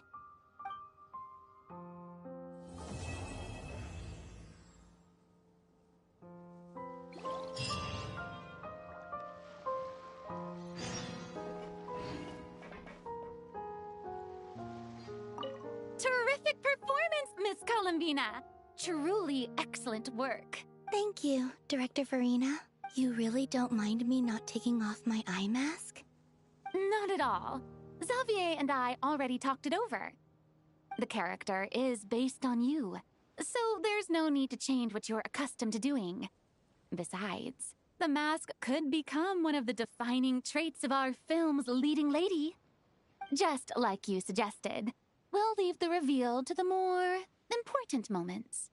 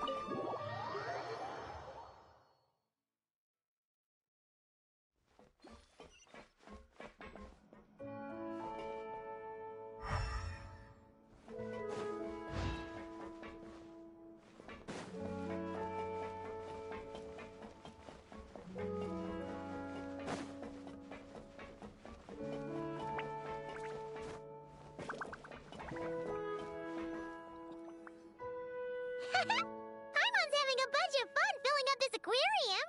Since Sandrone doesn't mind, we should definitely catch some more fishies and make this place extra beautiful. Hey, you two. Come over here. Huh? Is everything all right? Here. This is for you. What is it? It's an underwater mobility device I've been working on. Huh? Wow! That's so kind of you, Sandrone.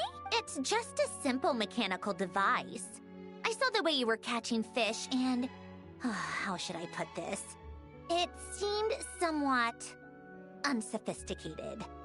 To be perfectly frank, I found it quite difficult to watch. Was it really that bad? It was inefficient, unskilled, and completely and utterly inelegant. No need to apologize. Everyone has their own ways of doing things.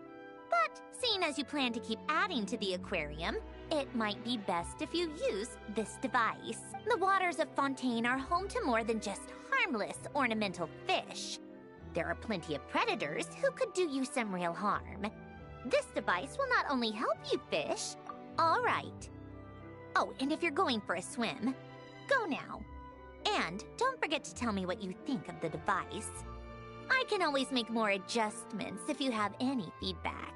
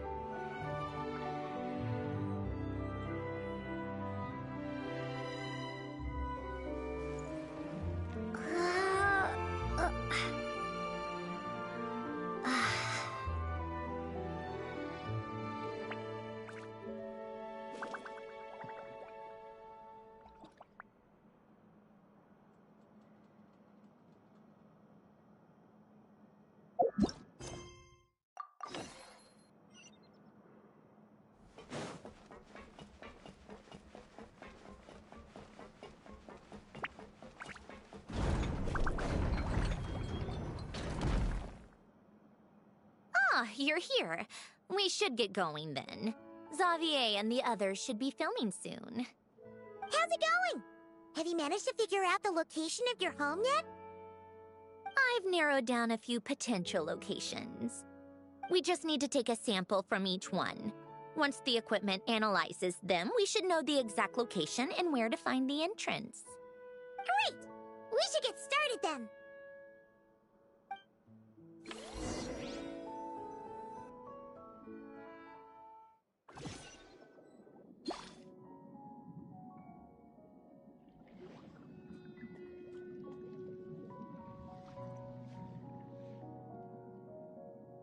All right, let's get a move on.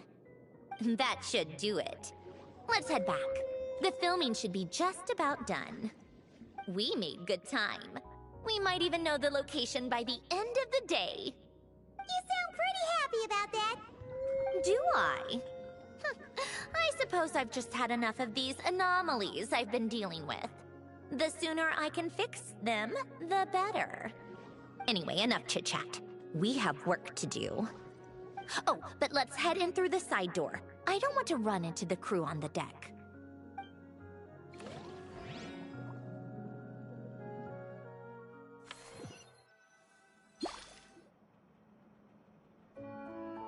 All right, now we just need to wait for the results. Since we have some time to kill, I suppose I might as well see how this aquarium of yours is coming along. You seemed quite enthusiastic about it, after all. It's really coming together!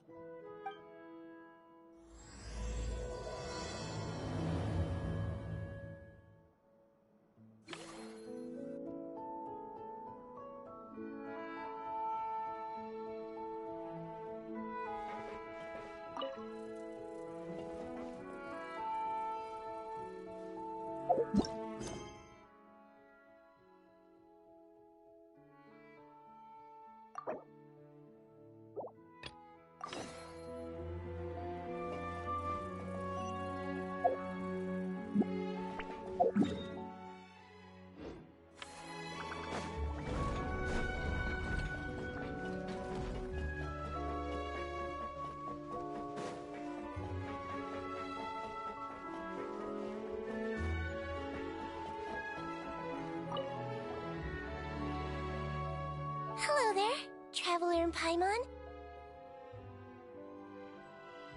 Miss Kyuton mentioned you've been running an aquarium. Naturally, I accepted her invitation to come serve as a marine consultant. Great! With head nurse Siegeween around, we won't have to worry about the little fishies getting sick. Since you asked me to look after the animals at the Chevalmoran Film Fantasyland, I've picked up a few tricks of the trade. It turns out looking after animals isn't all that different from caring for patients. Well, the well-behaved ones at least. But that's the thing. Not all fish are well-behaved. So on top of looking after the ones you already have, I have a few ideas for inpatient therapy that I'd like to discuss. The word from Officer Siseth is that certain wild fish have been getting unusually aggressive lately. Apparently, they're attacking other creatures, as well as divers and even small boats. I was wondering if we could invite them to the aquarium for some rest and relaxation. At the very least, it'll keep them from causing any more trouble. Once they're here, I can look for a way to cure their sudden bad temper. That way, we can help the fish and the waters return to normal. And you can add some unique guest performers to your aquarium. What a wonderful idea! All right. I'll give you all the intel I have on where to find those aggressive fish. The rest is up to you.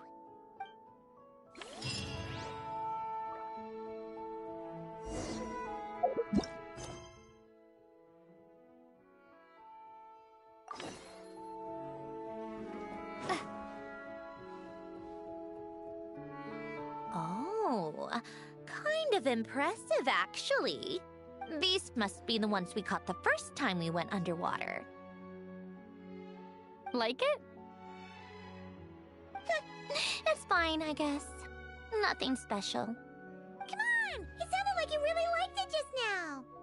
You're that proud of it? Is this a sense of accomplishment or something? Well, yeah. And it's pretty. You know it's gonna be gone soon, though, right? What do you mean? After the festival, this ship will be returned to the fortress of Meropide, and this aquarium will be no more. So? So, no matter how much work you put into this place, once the festival is over, it's all just going to disappear. But not making the most of it when we have the chance is an even bigger waste! But if you know it's all going to be gone one day, why even bother? Well, Because you still get to keep the things you gain along the way. And those are things that can never be replaced. Doesn't that make losing them even harder? Well, if you put it like that. But the happy memories we make along the way last forever. You just have to take a more glass-half-full perspective. Not to mention, everything we do here is going to be on film, so it'll still live on in some shape or form. And when you look back on it, only happy memories will come to mind? Exactly! So it's about finding joy in the process itself. Traveler! You're back already? What's wrong with that? You say that like it's terrible news or something. How did you get here? I didn't see you on the deck. Oh, never mind. We need to help Miss Guillotin hide ASAP. The crew is heading over here to shoot any second. What? They should be done by now. There was a mishap earlier that cost them some time.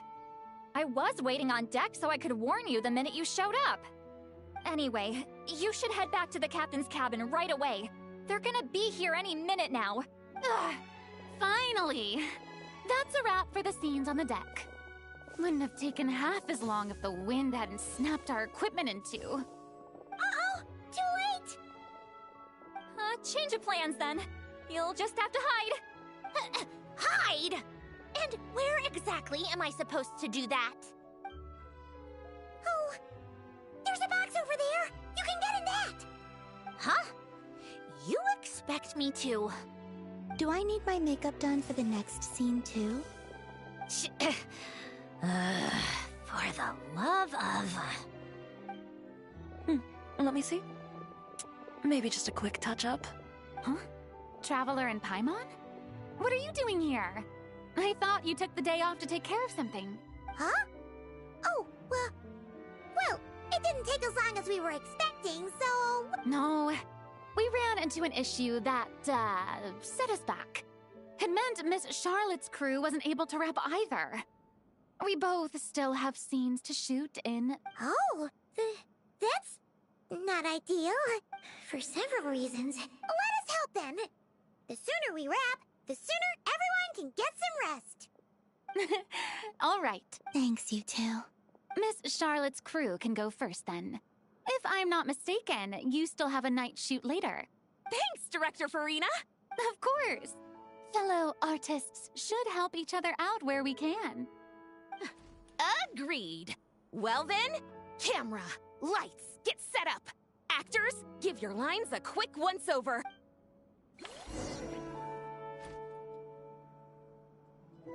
All right, places, everyone! And 3, 2, 1, action! So, the story ends like this. But when Duke Saint Germanus departed, he clearly said that everything was beyond redemption. Huh? That sounds familiar. Wait, it's from that novel I came across while researching the numerological array. He's only a genius when it comes to mechanics, and everything else, he's just an ordinary person. Huh? What was that noise? Whatever, I'll just fix it in post. Miss Jacoba, please don't speak as if I were the accomplice. Not so hard. This box isn't sturdy enough for that.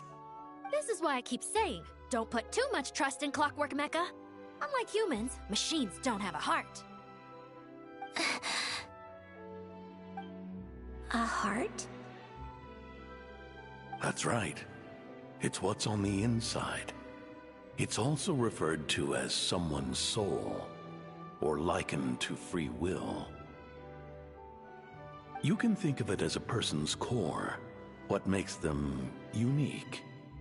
In general, though, people don't believe machines are capable of having a soul. You said my emotion module was faultless. It is, but that's not quite the same thing. Do you think I have one then? A heart? I don't think so. I know so. The question is, do you recognize it within yourself? That's where you're wrong. I can't believe this. Forcing me to hide in a box and listen to this drivel. Me. In the end, clocks tick through tranquil years. Fish swim in crystalline springs. No matter how grand a dream is, it will fade away like this. Forlorn, wordless, silent. And cut. That was a long one. What did you think? If she makes them do another take, I'm going to flip a lid. And not just the one to this box. Oh, there were some weird audio things going on, but acting-wise, it was great. It's a keeper. Perfect. That means I can get out of this box. It's our turn. Camera operator, set up for the next scene.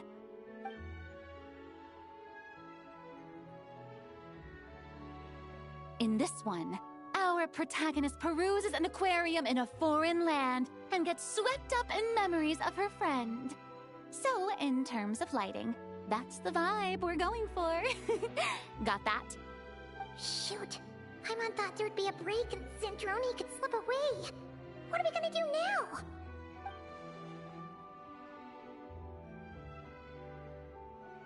break a leg.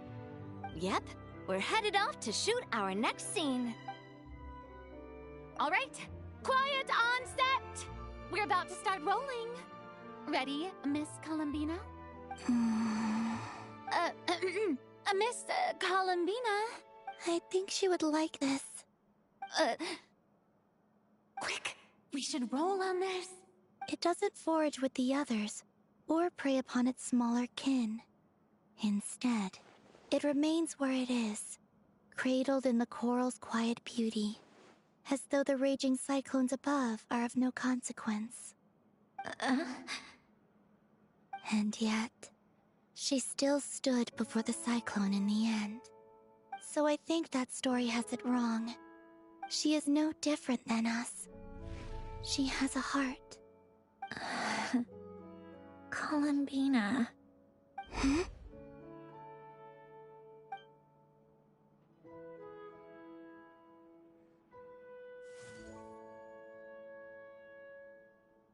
Uh-oh, is she onto us?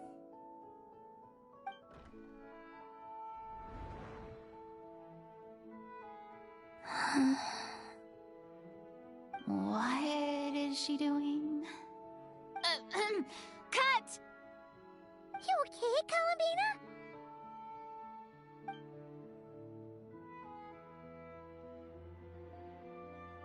Hmm? Oh, yes. I just thought... Why don't we take a short break? It's been a long day of shooting so far. That last take was beautifully organic, though.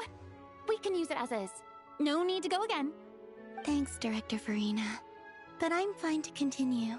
You're sure? In that case, let's shoot some quick B-roll. Then we can move to our next outdoor scene.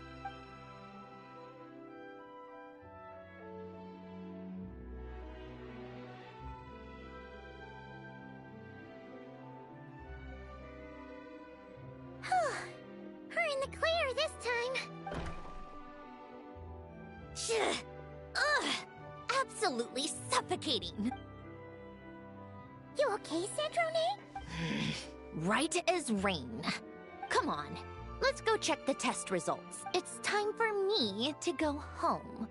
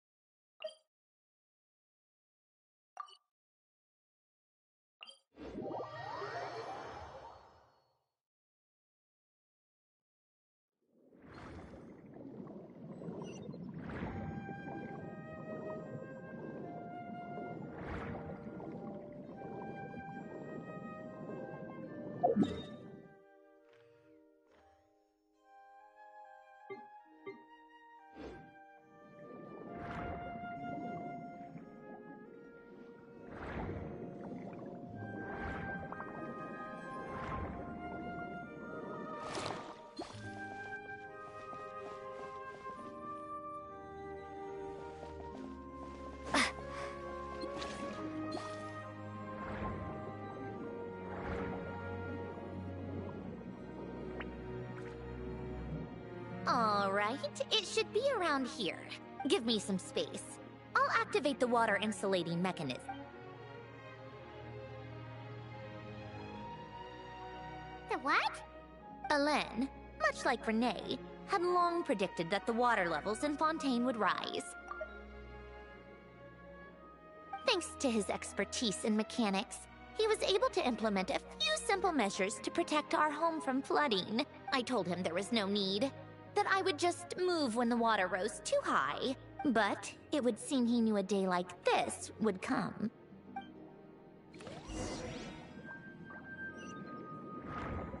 All right, the silt has been cleared away.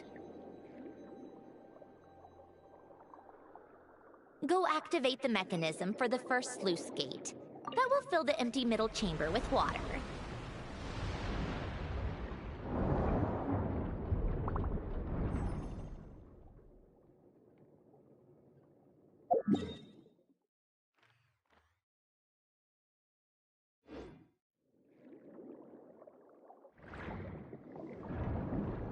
All right, now turn on the drainage mechanism in front of the second sluice gate, and this chamber will become empty once again.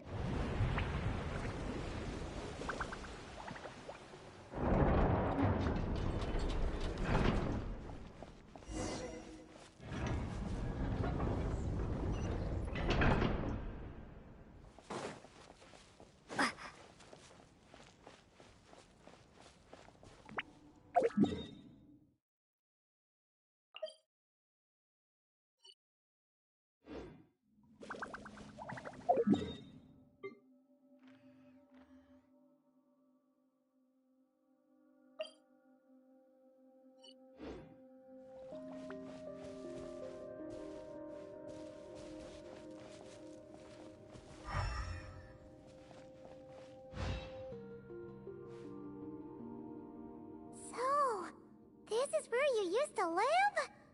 It's beautiful! There's even a garden! Back when I lived here, it was my job to tend to the potted plants and flower beds. Still growing strong even after all this time. If the weather was nice, I would take Hélène out in his wheelchair and we would go for a walk. Before long, we started bringing Polonia along too. Come to think of it, I was the only one who could get around easily back then. Polonia always got stuck at some point, and it was up to me to launch a rescue mission. Happy.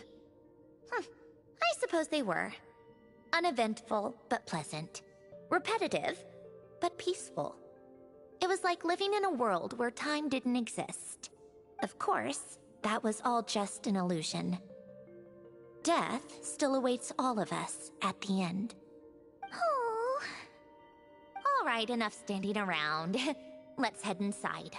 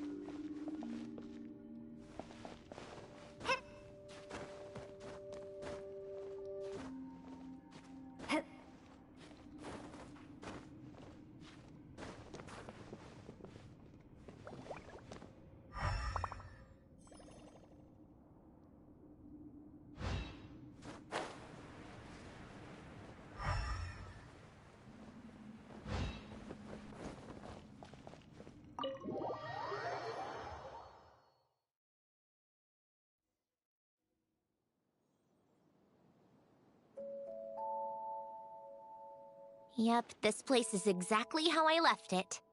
Nothing has changed. What is it? Huh? How did you get... Oh, Arlecchino gave it to you, didn't she? And you... read the whole thing. Just so you know, a lot of that was written a long time ago. At that very desk, to be exact.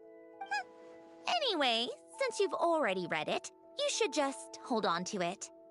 I can always start a new one. Well, feel free to look around. I'm going to start looking for the gift Elen mentioned. Oh, but be careful with the stuff around here. I'm not saying you can't touch anything. Just try not to choke on the dust. A warm hearth.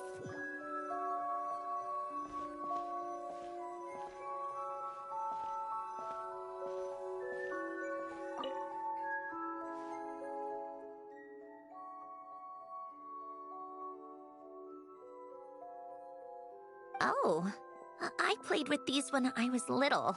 During the first few months after I was created, I mean. At first, Elen and I would play together, but it didn't take long for me to become unbeatable. So, Polonia and I played together instead. Yeah, these don't look like Paimon's kind of games. Logic and math puzzles? Those happen to be my specialty. It's been so long. What do you say? Should we play a few rounds? Let's go with this one. The gears on the left are stacked from largest to smallest. The goal is to move them to the other side in the fewest number of moves. Just remember, you can't stack a bigger gear on top of a smaller one.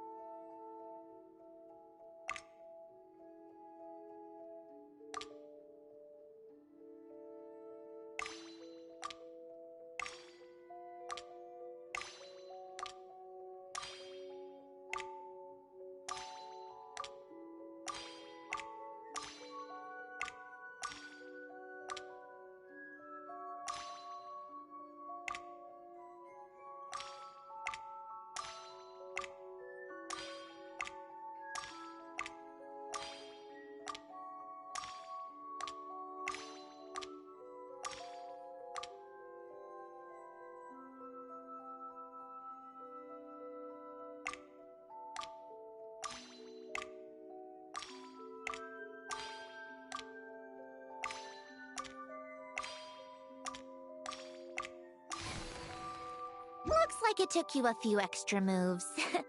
My first attempt was the same. You'll get better with practice. Well, what did you think of the game? You showed quite a bit of promise, too. We should do this again sometime.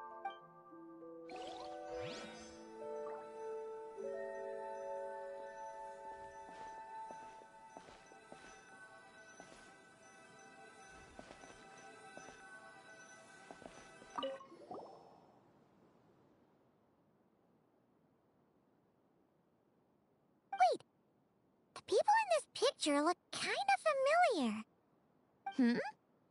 Oh, this was taken when Elen and Renee were both still at the Fontaine Research Institute. Before their falling out. In his later years, Elen would often sit by the fireplace and stare at this picture. wearing an expression somewhere between guilt and longing.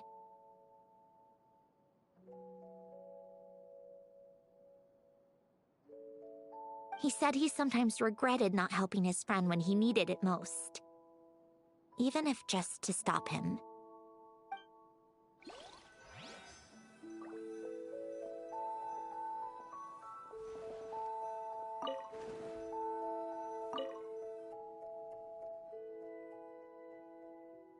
Oh, these are some of Alen's drafts from his later years. Just casual doodles, really. And these are just some unimportant letters. I couldn't be bothered to sort through them before I left.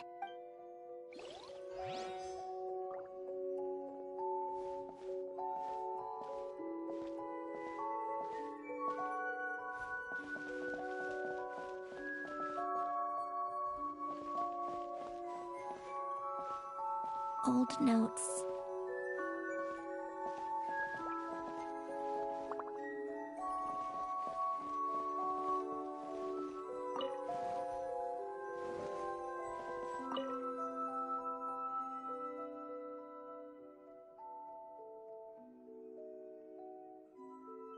This was Alen's workbench. Later on, of course, it became mine.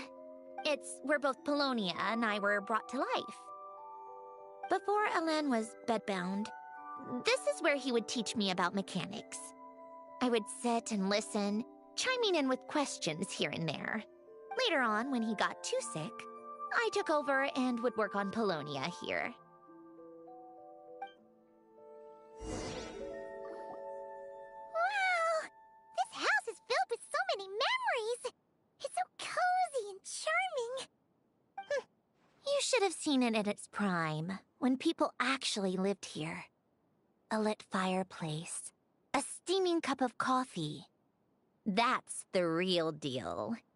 You know, we also used to have a mechanical piano that Alen built. Ooh! How chic! Alen never played it much. He probably wasn't able to at that point.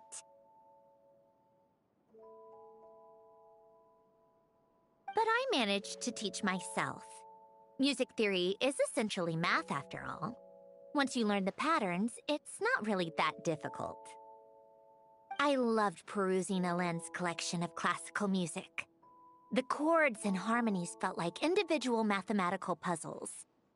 It was fascinating. So I did some composing as well. But as Alen continued to deteriorate, even the sound of music began to grate on his nerves. So I got rid of the piano. Aww. Back then, I assumed a piano was like an ordinary clothing rack, commonplace in every home and easily replaceable. It was only after I left that I realized how hard a good piano is to find. Enough about that. Alen's gift should be just in here. The only things undisturbed before I left were a few of his personal belongings.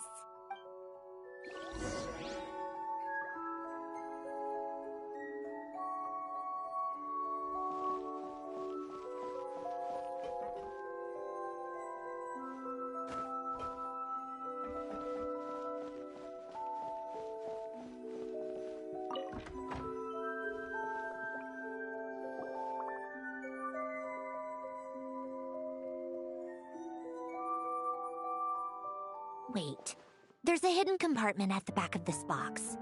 Looks like it's locked with some kind of gear mechanism. Knowing you, Alen, I'm guessing it goes like this, then like this. Got it. Am I a genius or what? Let's see here. A box? Well, you gonna open it?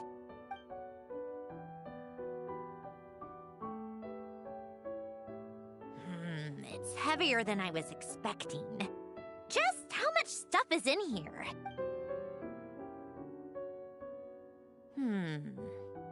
A letter? And a bunch of junk underneath it. None of it seems that important. Wait a second. this should be it. Oh, a cube? It's a multi-dimensional algorithmic core. Ellen would use it to store information. Only Polonia and I have access. All right, I'll start looking into the core and the letter. Feel free to go through the rest of the stuff and see if there's anything useful.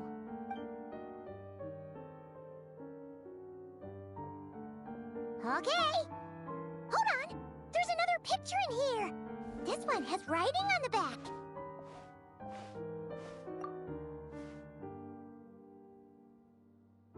A snapshot of you playing among the plants shortly after you were born.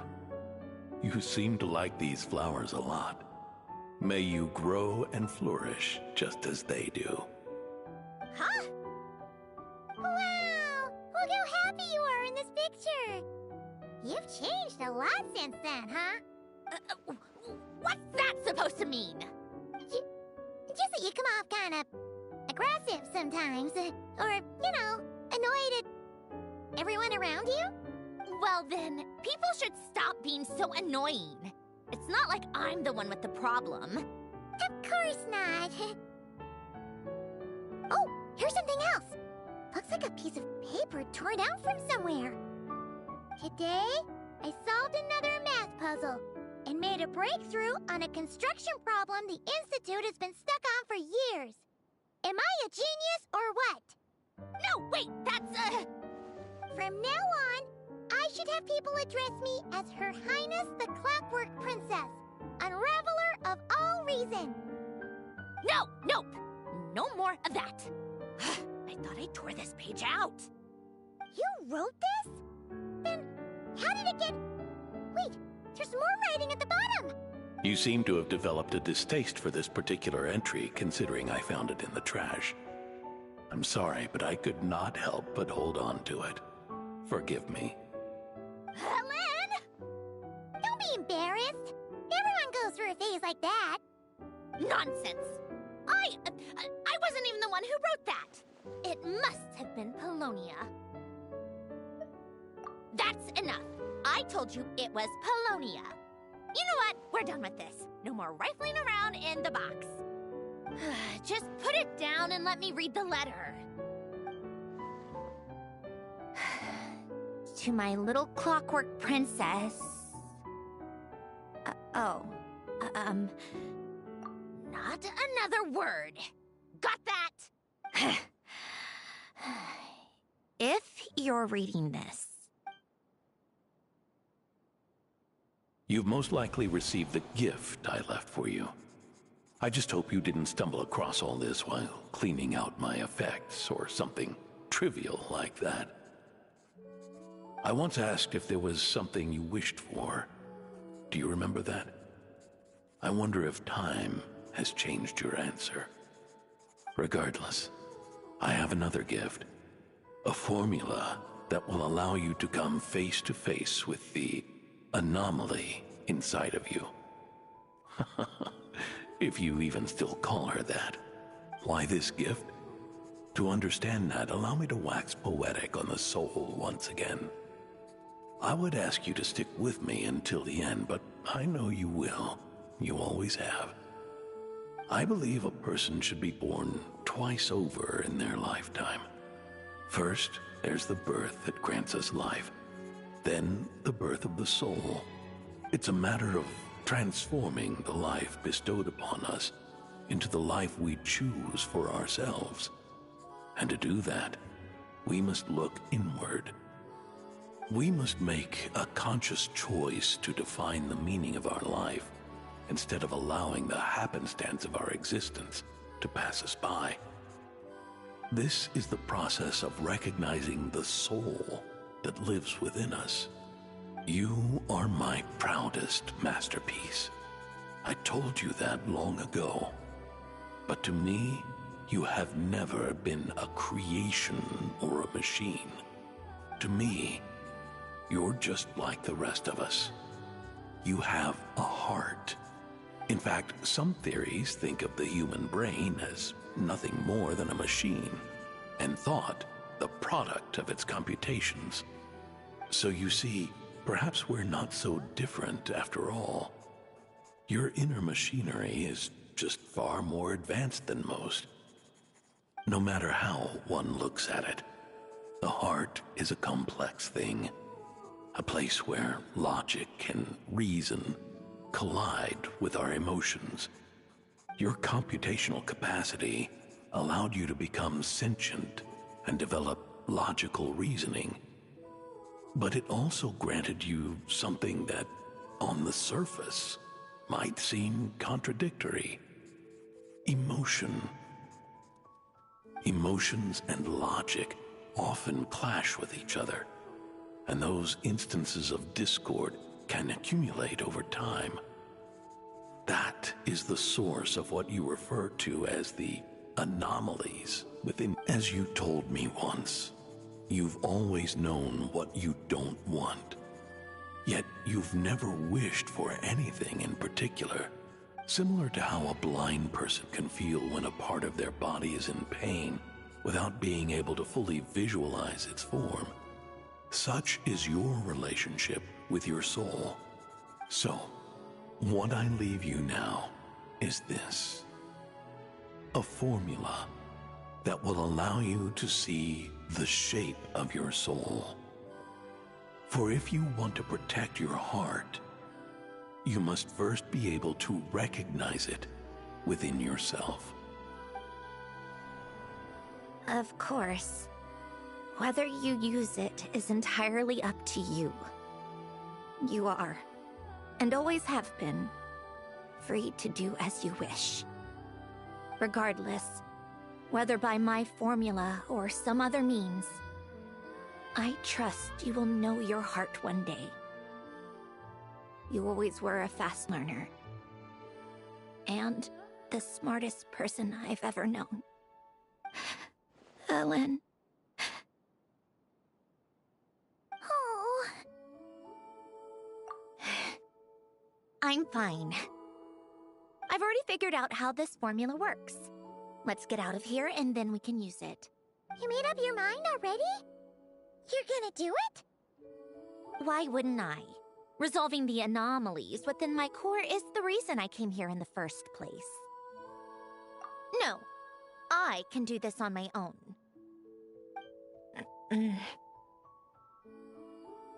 But, do you want to watch? What do you mean? I already know what anomaly I need to resolve. Like Alen said, she's an amalgamation of all the times my logic algorithms have clashed with my emotions. And by resolve, you mean that literally, or...? Yes.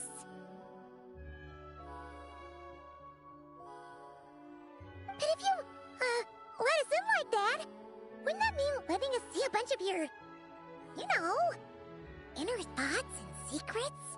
If what Alen said is true, then I'm about to be... born anew. Or whatever. This is your chance to be lucky enough to witness it. Besides, you already read my whole diary. When it comes to keeping my innermost thoughts to myself, well, I think that ship has sailed. You're really sure about this? How many times do I have to say it? I finally let you in as... friends, and you want to question it. I'm not gonna offer a second time. Enough with the mushy stuff. Just follow me.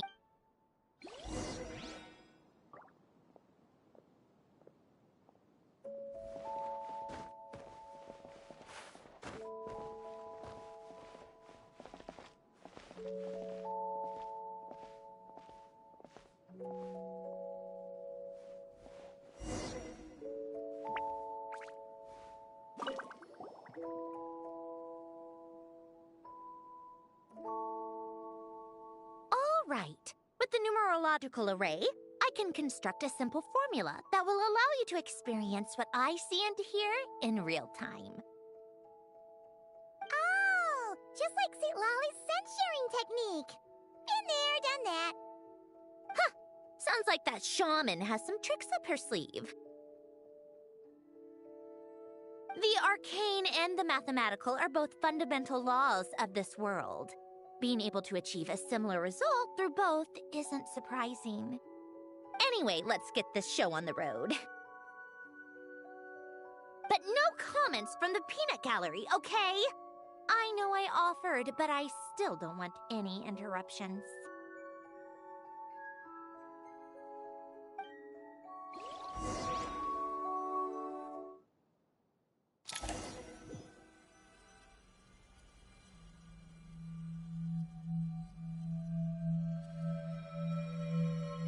Is this my heart?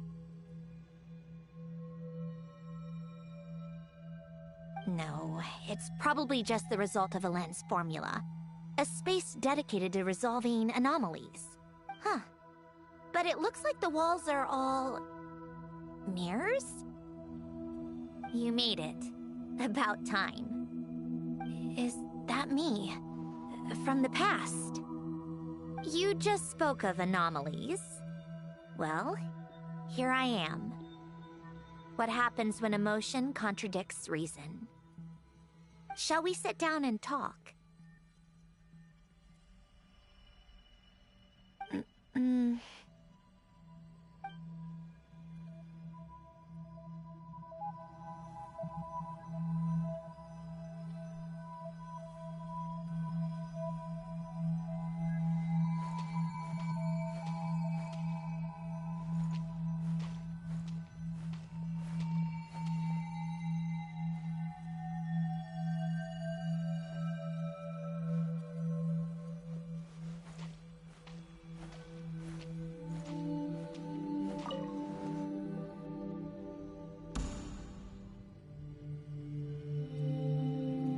That should do it.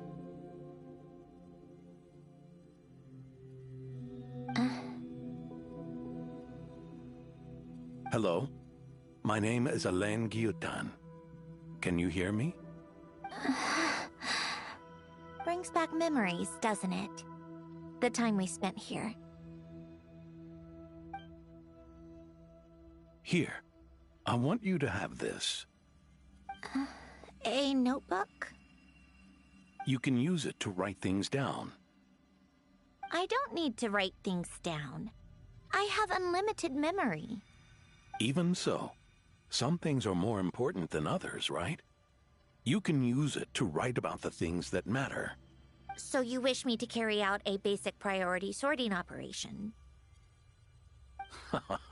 I suppose you can think of it like that for now. But journaling is also an act of finding oneself. Much like we use wooden stakes to guide a plant to grow in a certain manner, what we choose to write down gives the soul much-needed direction. In the act of choosing what to forget and what to hold on to, we decide what kind of person we want to become. I don't understand. Like I said earlier, I don't need something like this. This is where we were born. Where our life began. Mornings of tending to the garden. Afternoons spent cleaning, reading, or studying.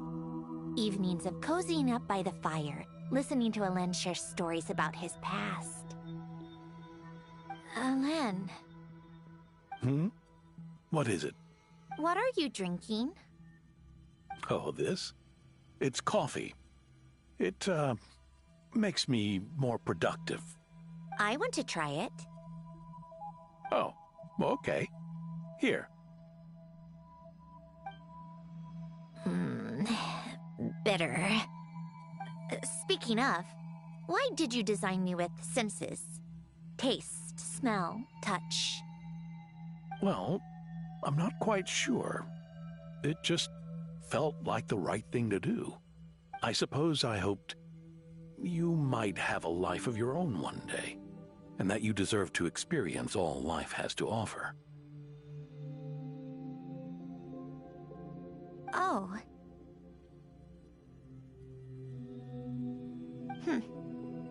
Still bitter. But the smell is nice. I thought those peaceful days would go on forever. You know that's not possible. Maybe. But how was I supposed to know the end was just around the corner? That was just bad luck. Was it? Well, it certainly became a pattern, now didn't it?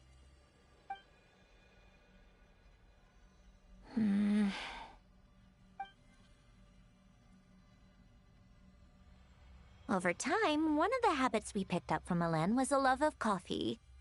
We even took to hosting tea parties. A machine acting like a human. Kind of laughable, right? I suppose that's just what I'm used to. Yeah, that's just what we're used to. Hey, this place isn't half bad. Great spot for a party. More and more people seem to be showing up to my tea parties uninvited. Can you blame me? I saw Columbina leading Capitano somewhere, and I had to see what that was about. I had simply asked Columbina where I might find Arlecchino. I have business to discuss with her, and Columbina suggested looking here. Tartaglia and I were unaware that this was a private gathering. Apologies for the intrusion. It won't be for long. Whatever. Just add it to the list of annoying things that have happened today. What's one more? Since you're here, you might as well stay for a cup of tea. See? Told you she wouldn't mind. Much obliged, Sandrone. Well, look who we have here. Good thing I brought extra desserts. This has turned into quite the occasion. Capitano, I was just about to go find you. Pardon the intrusion. Rest assured, I won't sully your gathering with talk of work. We can have our discussion later. Spoken like a true gentleman. A certain unmannered 11th seat could learn a thing or two. You know, you really should start being nicer to me, Rosaline. Or I might just snatch that 8th seat right out from under you. I'd like to see you try. If you're gonna fight, take it outside. The only mess I plan on cleaning up is tea-related. I still don't understand how our quiet afternoon turned into such a crowded gathering. One by one, people just kept barging in. And then, one by one, they left without a word. Yeah, pretty annoying, huh?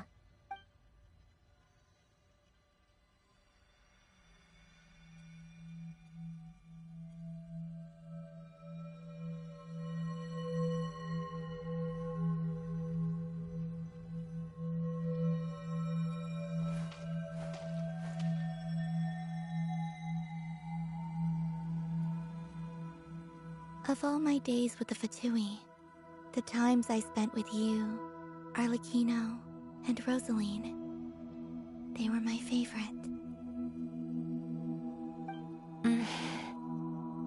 Goodbye, Sandrone.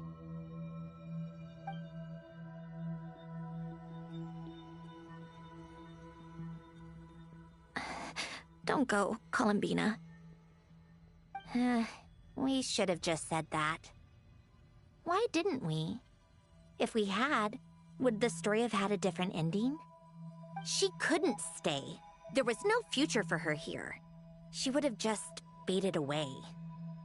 You're right. I suppose that's why you call me an anomaly. Every time you make a decision, there's a voice inside your heart.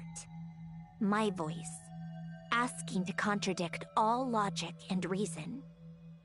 Why didn't we make her stay? Is it worse to fight for something just to lose it? Or not to have fought at all? Don't you find it unfair? One by one, we keep losing the things we care about the most. But in the end, whether I want to fight for something or cry over all we've lost, you just push it down and pretend not to hear.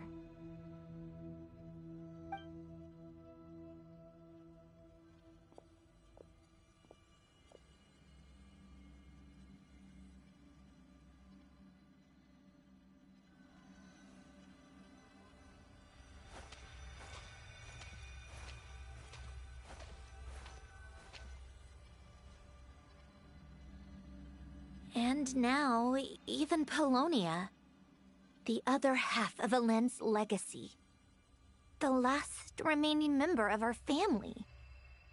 Even Polonia is no longer with us. I did everything I could, but it's just like Alen always said. Polonia was one of a kind. There was no replicating what he managed to create. Don't you feel like our connection to the past is fading bit by bit? Like, even the things we have left are slowly slipping away. I suppose. But you can't move through life without having to say goodbye. And even as we experience loss, there are always new things to be gained. Ever so logical. What's your take, then? It feels like the more I care about something, the faster the world takes it away. It sounds so stupid, but I can't help it. That's the hand life has dealt me time and time again. Why even fight for something that's just going to be lost in the end? Better to never have had it at all.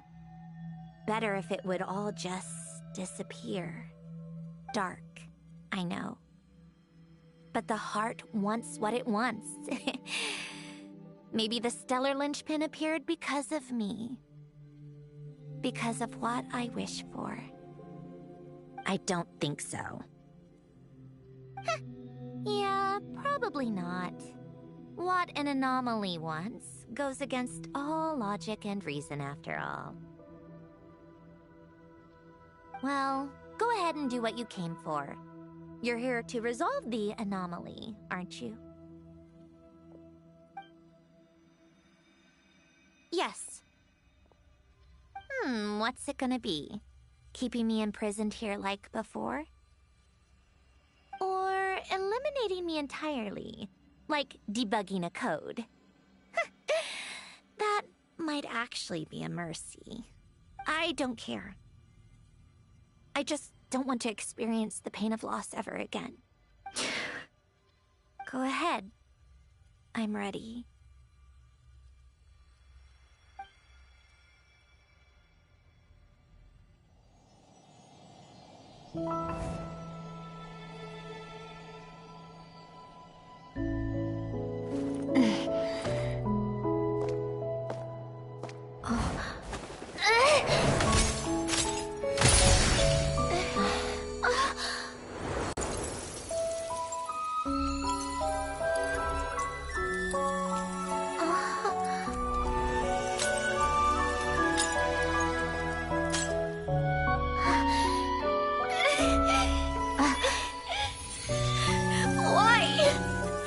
Why do we keep losing everything we care about?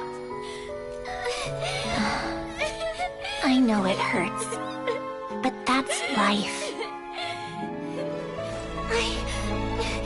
I wish... I know. I've always known.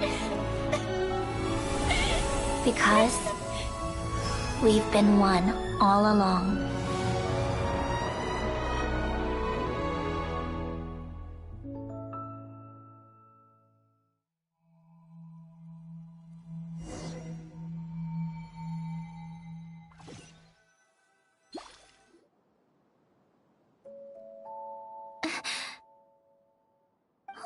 Sandrone! I'm fine. It's okay to cry, you know. Cry? You've got to be kidding me. Save the comforting for someone who needs it, Paimon. The emotional side of my core algorithm.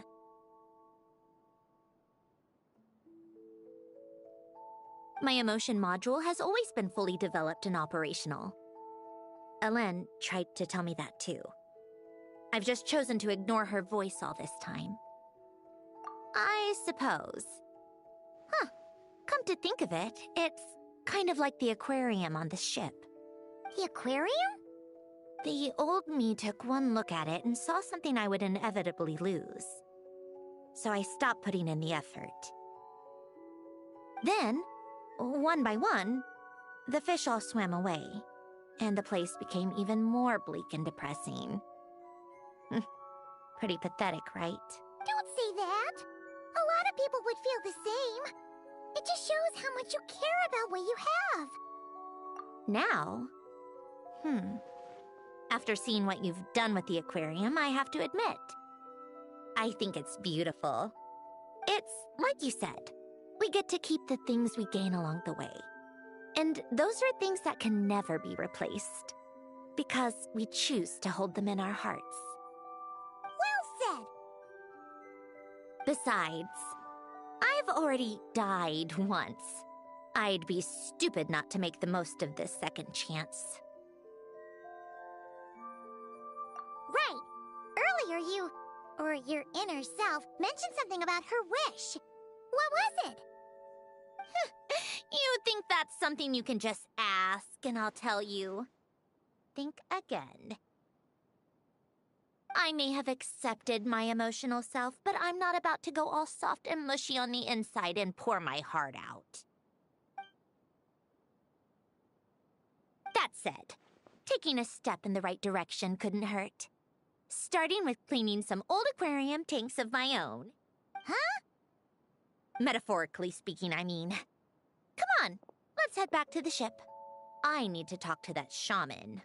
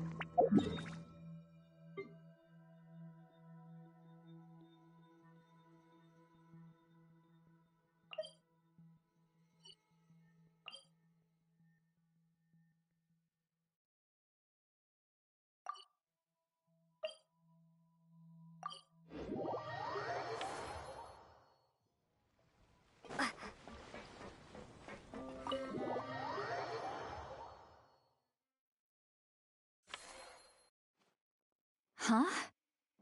Resentful lost souls? You couldn't get comfortable sleeping near the Opera Epicles, right?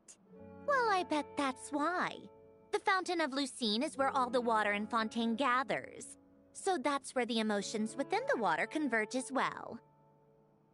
Hold on. If it's souls we're dealing with, feeling uncomfortable should have been just the beginning. I should have been able to hear their voices or something. And under normal circumstances, I'm sure someone of your talents would have.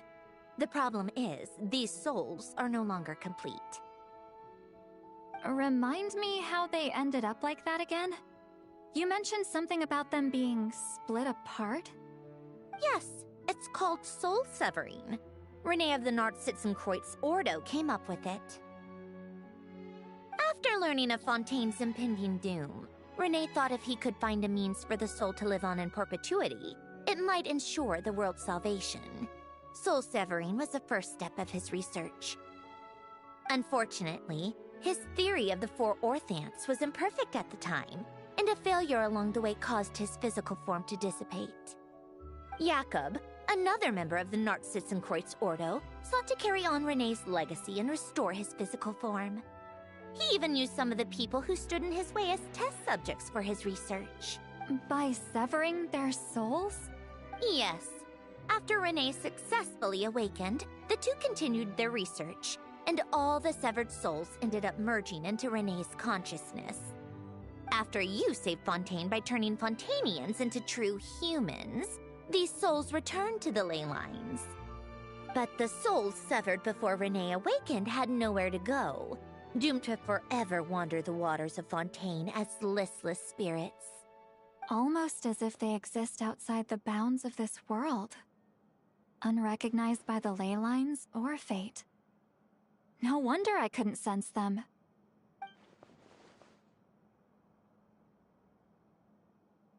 Not only that, but over time, they began to fuse with other entities. Their inner resentment lured in all sorts of evil beings, which corrupted and defiled them into nothing more than accumulations of filth. But the full transformation must have been recent. Otherwise, the Udex surely would have noticed. Wait, no, he must know already. That would explain the underwater Melazine patrols. No wonder I kept running into officers from the Mara Chaussee Phantom earlier. In that case, let's go find Nervalette and we can sort it out together. No, not just yet. Why not?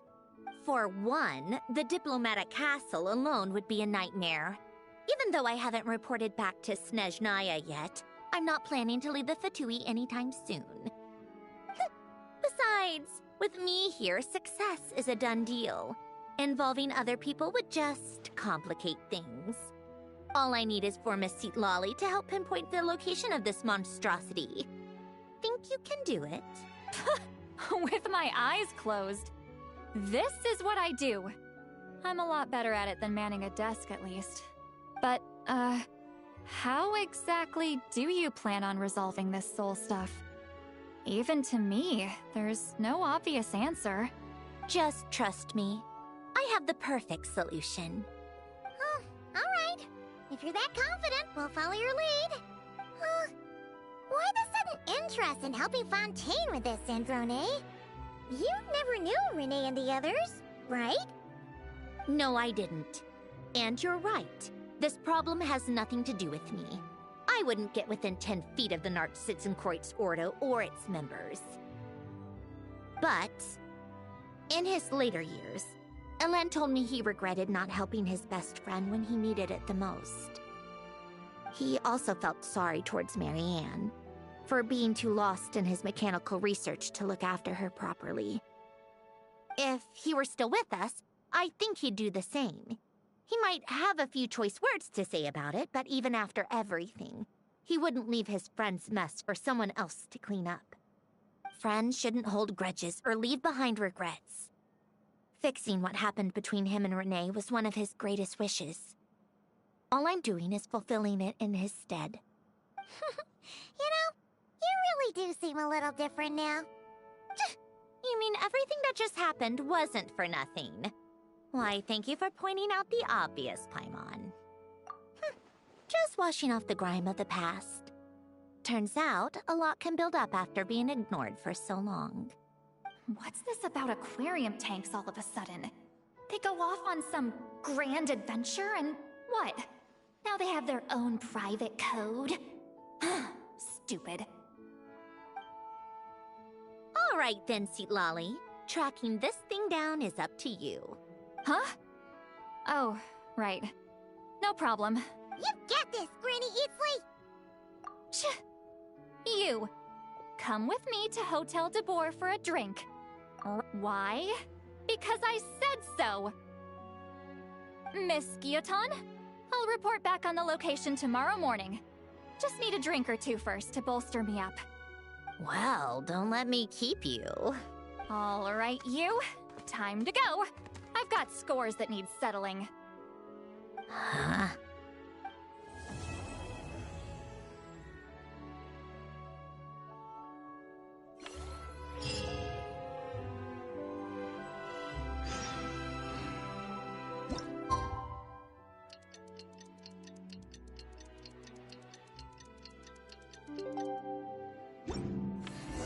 Time to meet up with Sandrone! Wonder if St. Lolly was able to pinpoint the location. Well, we should know soon.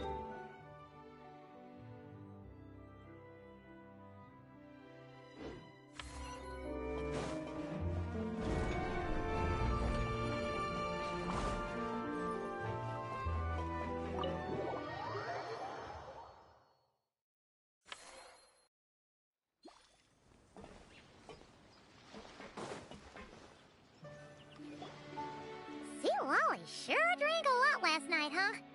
Wonder if she's even awake.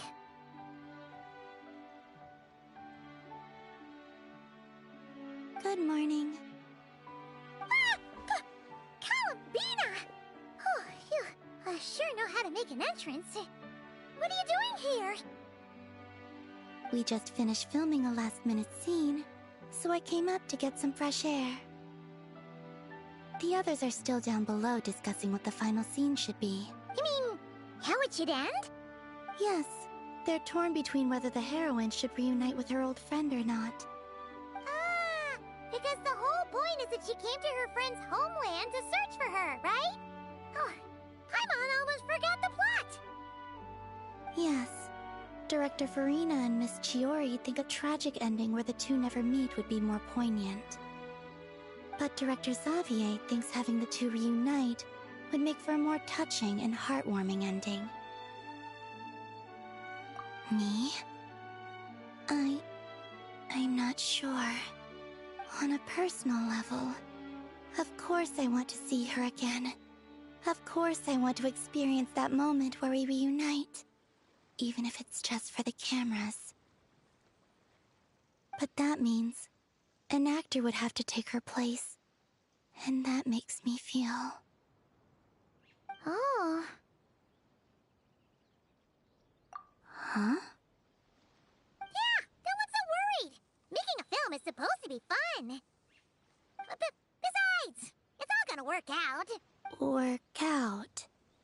How? Well, you know. Yep, exactly. Okay, I trust you.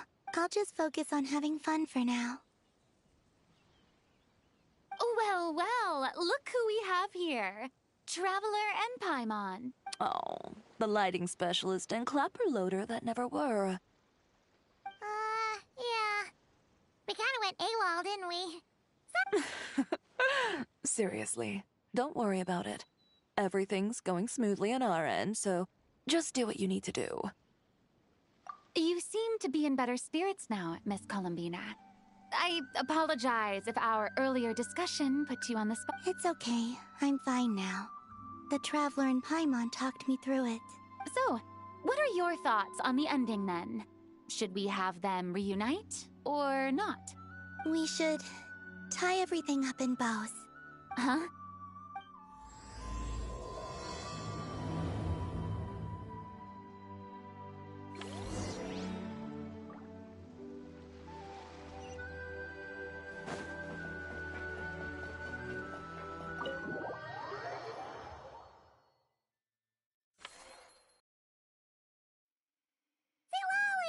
We're here!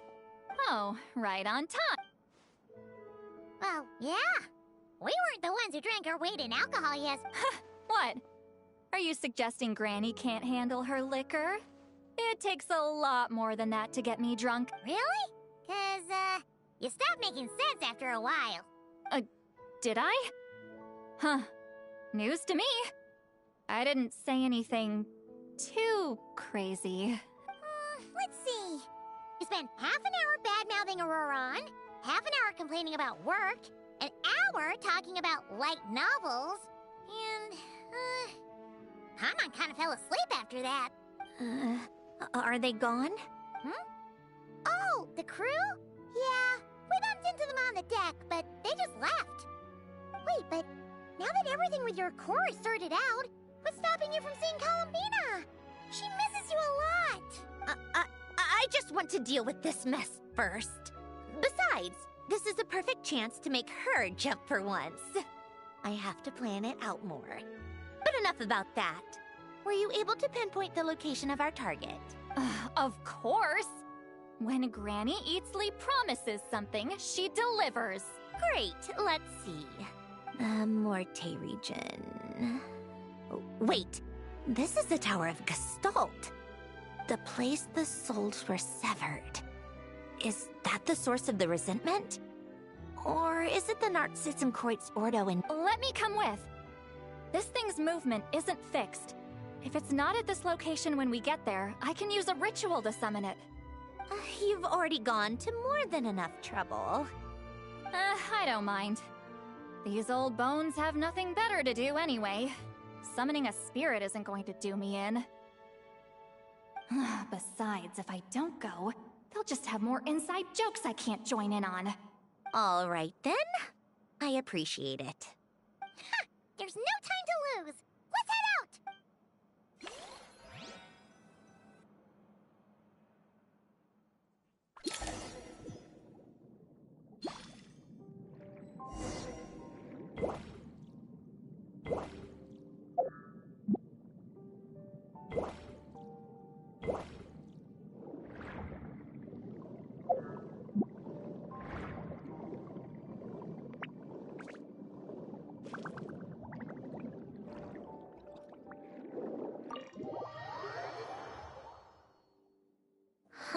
No sign of it so far.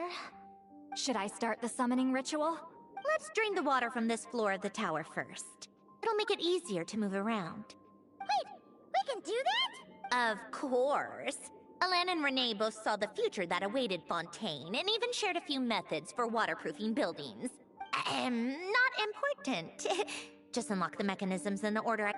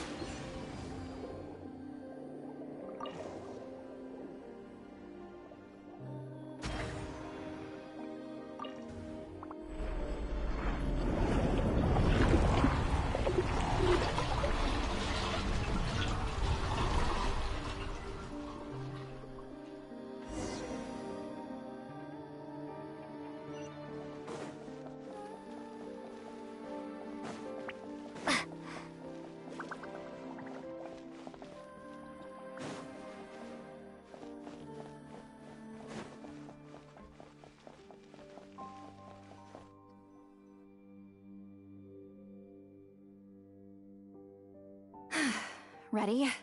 Yeah. When this thing appears, I'll try talking to the souls inside. But more than likely, they've already been driven to madness. If communication fails, we'll have a battle on our hands. In that case, Paimon better find a hiding spot. If a fight does break out, I should be the one to deliver the final blow. Trust me on that. Understood. All right, I need quiet. Wandering spirits, drifting along the tides. Hear me now. Broken souls, silenced, torn apart, and forsaken. Follow the traces of the past, and return to us. Let resentment recognize resentment. Let vile entities be drawn together. And in this place, take form once more.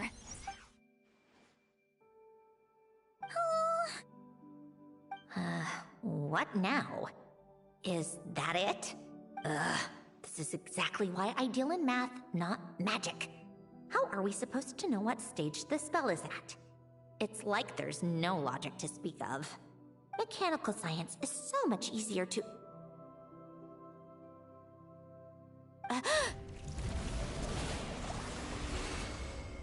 Watch out!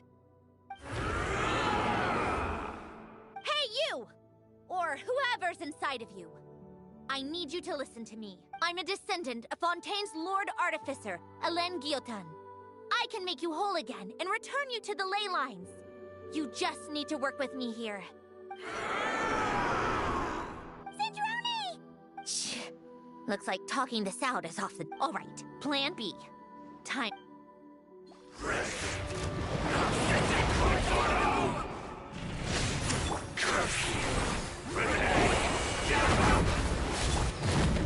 You're cursing out the wrong person! I didn't even know them!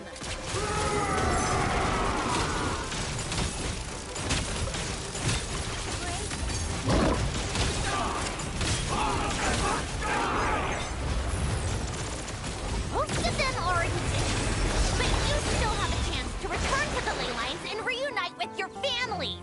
Just work with me here!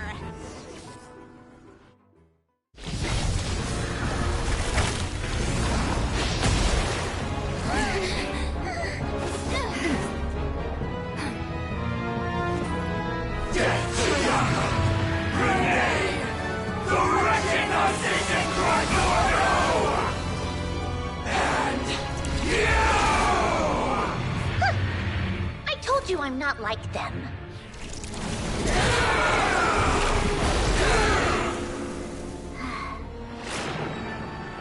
I'm stronger. Inverted. World formula. Reversion.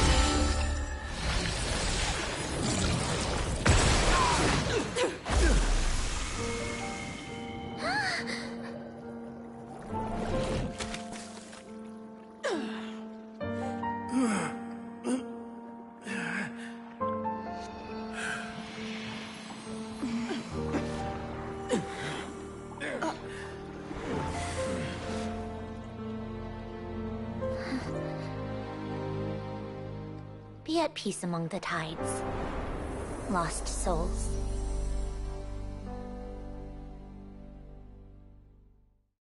Is it over? Yep, told you it'd be a piece of cake. How did you do that back then? That creature was nothing special. Add a bunch of souls with nowhere to go, a touch of malicious energy, a few impurities, and a whole lot of resentment. And that's what you get. All I did was separate the original souls from the rest of the filth, allowing them to be accepted by the current rules of the world. The principle behind the world formula is divergence.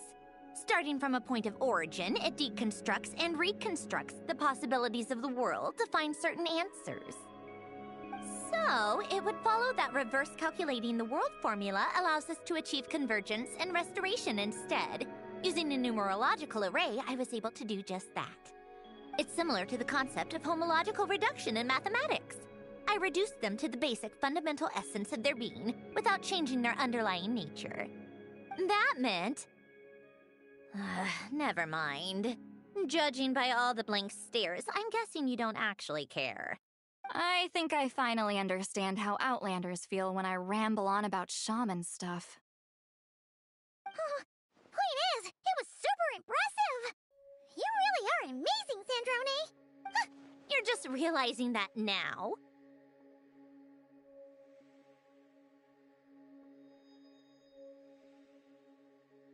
Ahem! Enough about that! We should get going. I'll go reset the mechanisms inside the tower. See you back on land.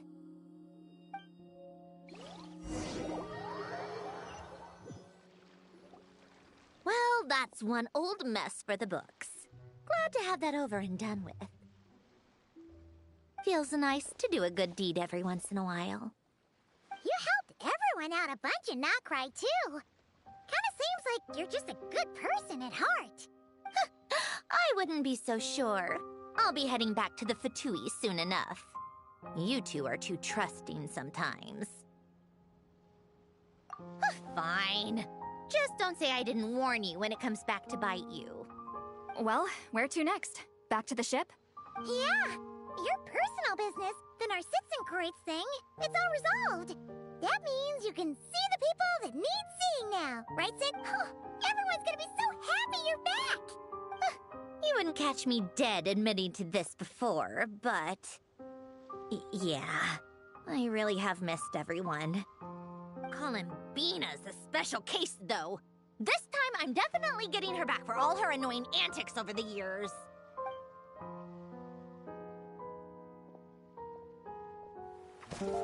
She'll sense me coming from a mile off. How am I gonna...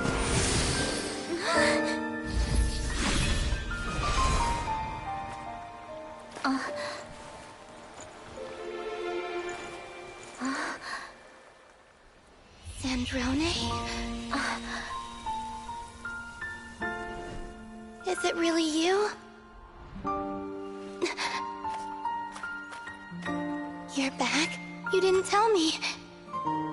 You avoided me. Why?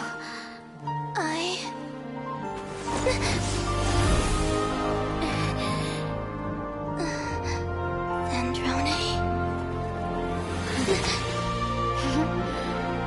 Now we're even. I missed you so much. That makes one of us, idiot. I'm here, Columbina.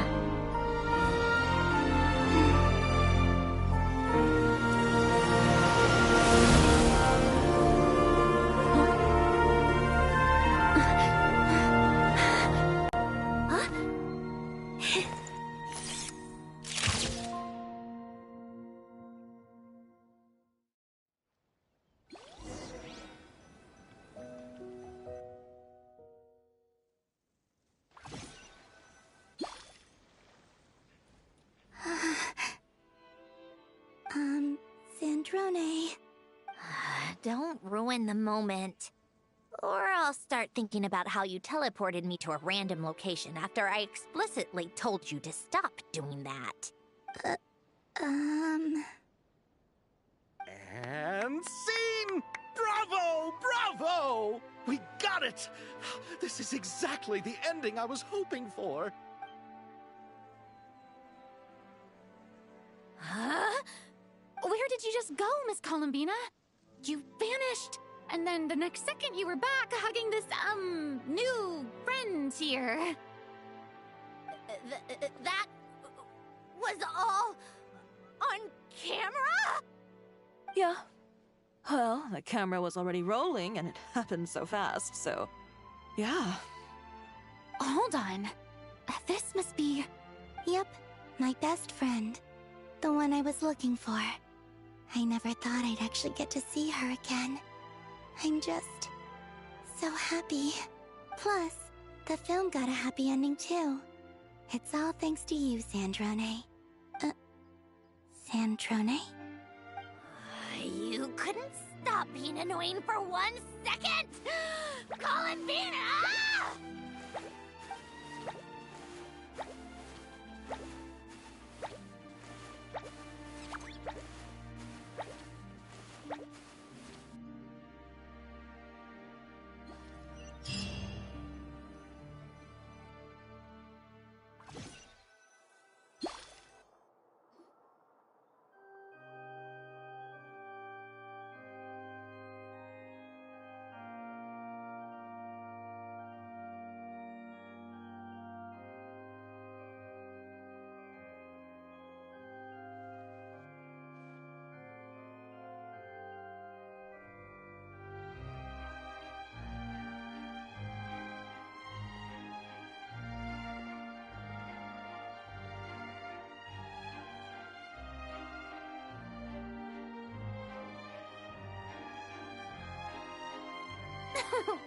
As expected, going to the opera house is the true way to enjoy a film. You get to see the audience's reaction in real time, too. The ending seemed to be received quite well. I can't believe you let us include that in the final cut, Sandrone! You even agreed to help us reshoot a couple of shots. Thanks a million. Most of it was caught on camera already, so it's not like I had much of a choice. Besides, the film I'm in is going to be anything less than perfect. What are you laughing at? Nothing. It was just interesting to see us on screen together. I'm glad this moment is going to be preserved forever.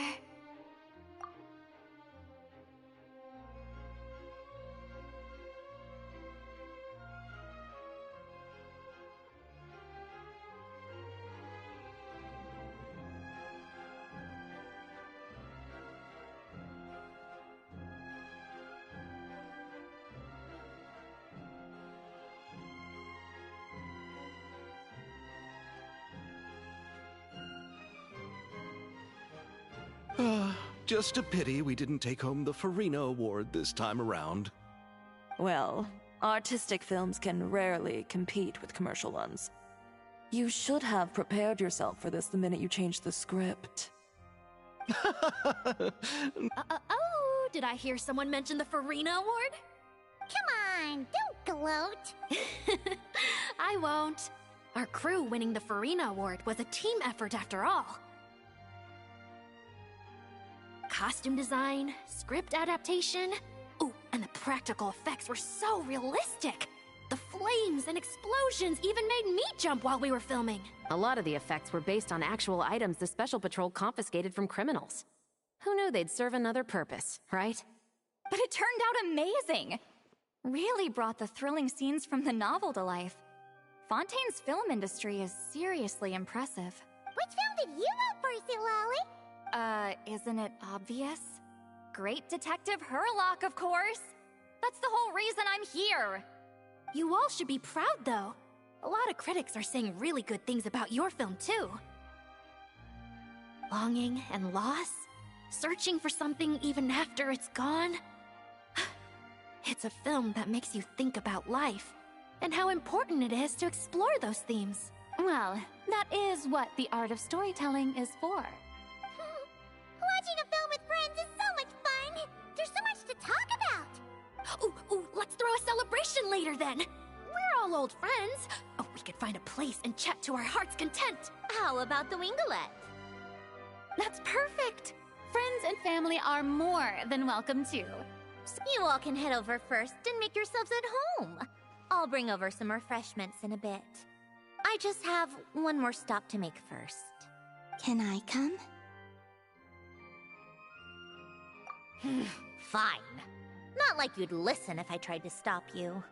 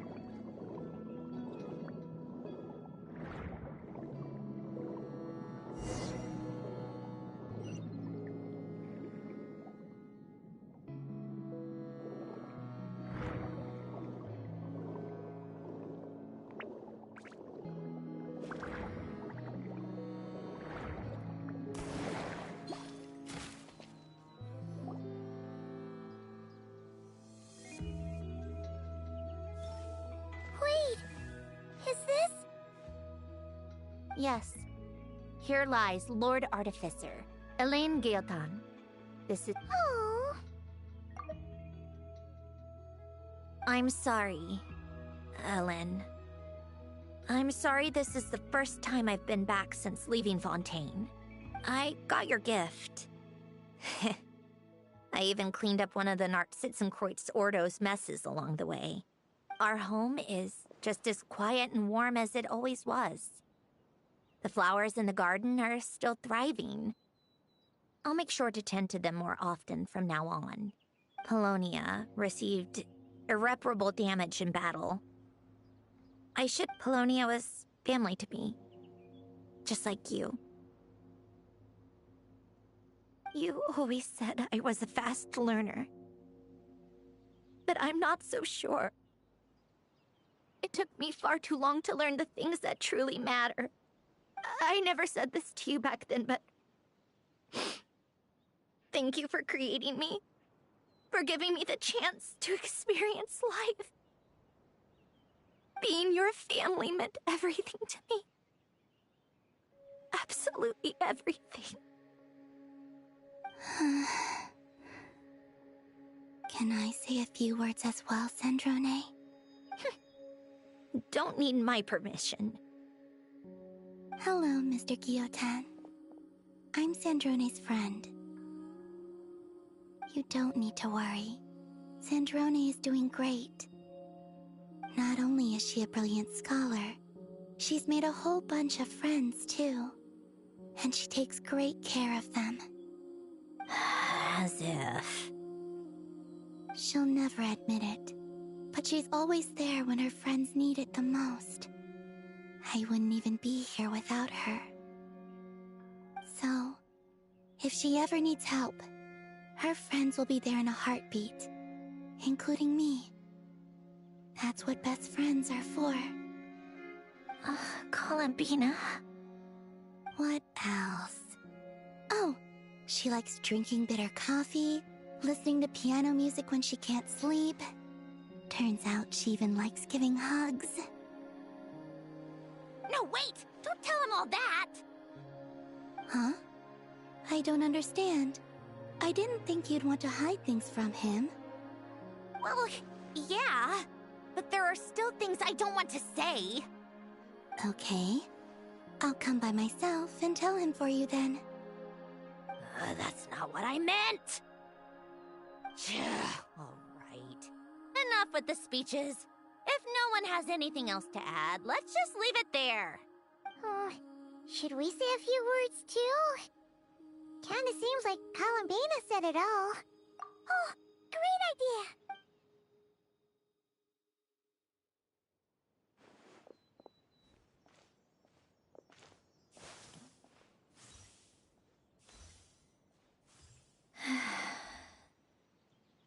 Goodbye, Ellen.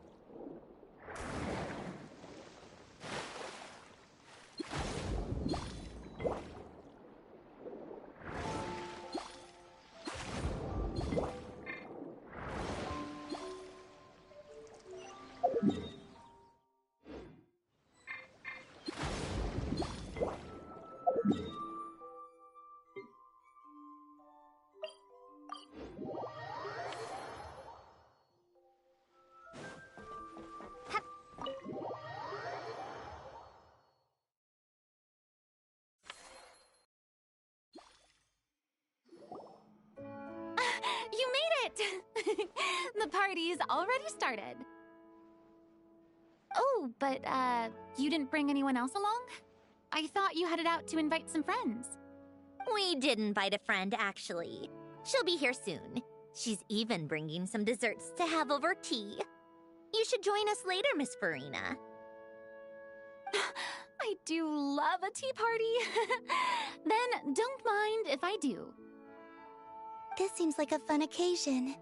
Let's go talk with everyone. Good idea! We'll introduce you to all our old friends.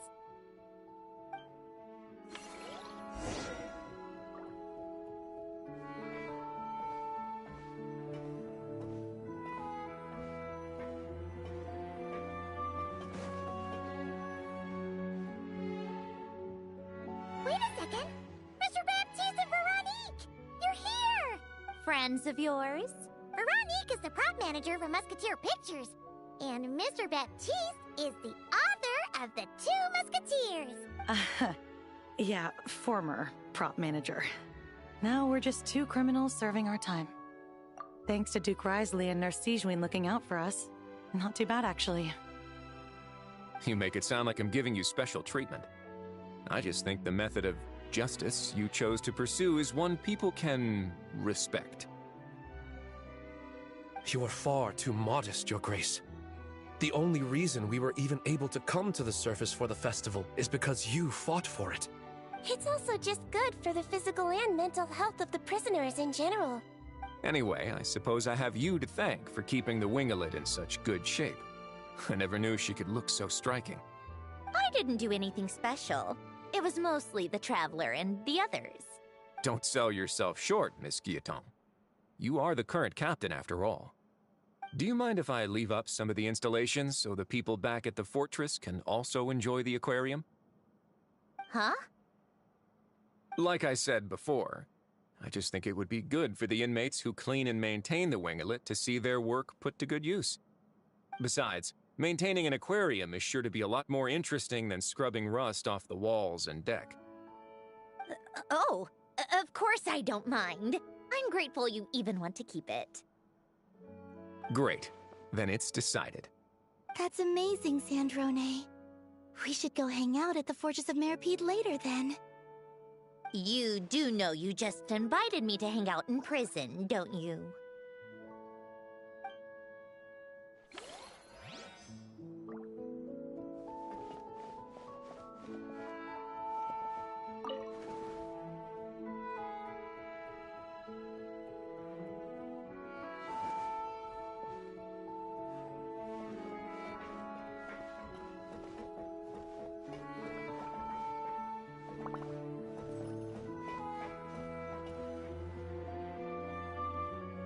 Granny Eatsley, you're really not going to let us borrow these cute little stuffed toys for our magic show? First of all, Seat Laline and Eats Papa are Chi-Chi meal. They have inauspicious stars sealed within them, and they're my helpers, not toys.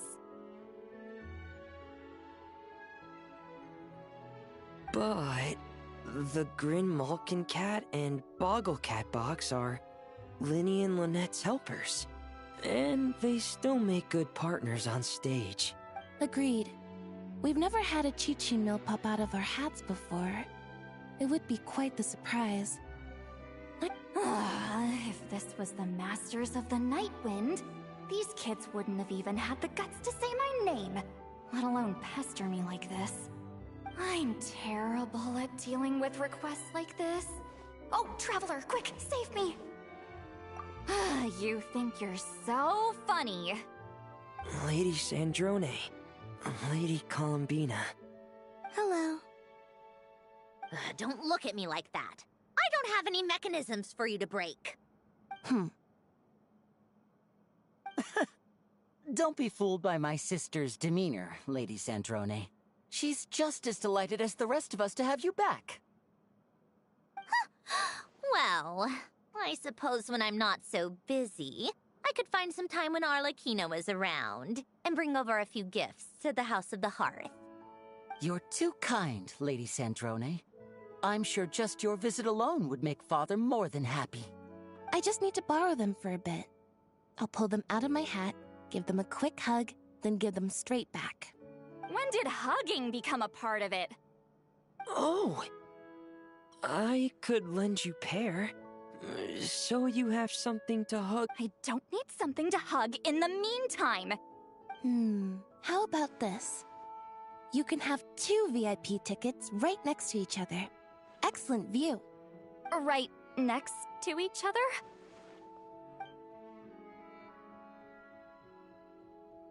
Yep, super quiet. No one will bother you. I'm sure you'll have a great time. Fine.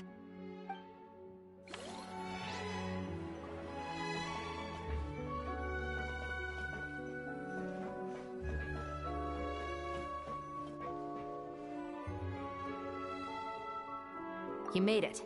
Sorry for starting the celebrations without you. No worries at all. We're just glad everyone's having such a great time. Oh, right. You've probably seen them around already, but let us introduce you for Miss Columbina and Miss Guillotin, right? Oh, we saw the film you were in. It was so touching. Yep. This one started bawling her eyes out right next to me in the theater. I know. I didn't bring nearly enough tissues. Thanks. We saw your film too. I memorized all your names. Oh, guess we can skip the introductions then. Our effects were pretty over the top, right? Some of the extras in the big scenes were actual members of the Spina di Rosula. So basically, your contribution was creating realistic-looking chaos. That wasn't the only realistic aspect. Miss Chevres and Miss Emily were also kind enough to lend their expertise on criminal investigations and forensics. Oh, it was nothing. I was just honored to take part and help out. Wow! No wonder your film turned out so good. You basically had an expert in every field. Oh, speaking of, want to join in on a round of tabletop troupe later, Miss Columbina and Miss Guillotin? I mean, what better place for a party than a party? Here we go again. That sounds interesting. Yes! Persuasion successful! What about you, Miss Guillotin? I guess one round couldn't hurt. Critical success!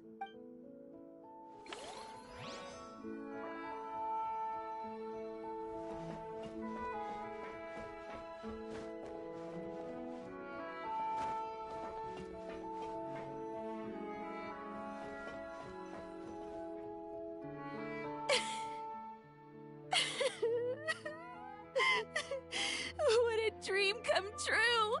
For once, it all worked. Let's not get too ahead of her. What was in that piece of cake you just handed her? Maritime flowers, eggs, flour, same as all the other pieces. What, you think I tampered with it? Playing a detective...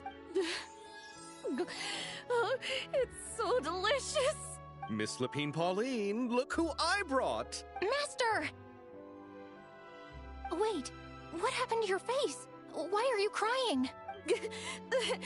Never mind my face. Here, let me introduce you. This is Miss Charlotte and Miss Escoffier. Things are sounding lively over here. Oh, look who it is! Perfect timing. I was so busy with the shoot, I feel like we barely got to talk. And the elusive Miss Guillotin. It's great to see you. Thank you so much for letting us use the boat free of... Oh, right. Introductions. This is Miss Charlotte and Miss Escoffier. That's kind of you. But I didn't really do anything. If you want to thank someone, it should be the Duke or the people who keep the boat in such good shape. Right. I'll head over in a bit and do just... Miss Columbina? Yes? Could I interview you sometime? I'll treat you to some gâteau de bord for the trouble. There's only a limited amount available each day. Oh, but... Oh, sure. Bold of you to use my own cake as a bribe right in front of me. You know what? When else are we all going to be together like this? Come on, everyone! Grab your drinks!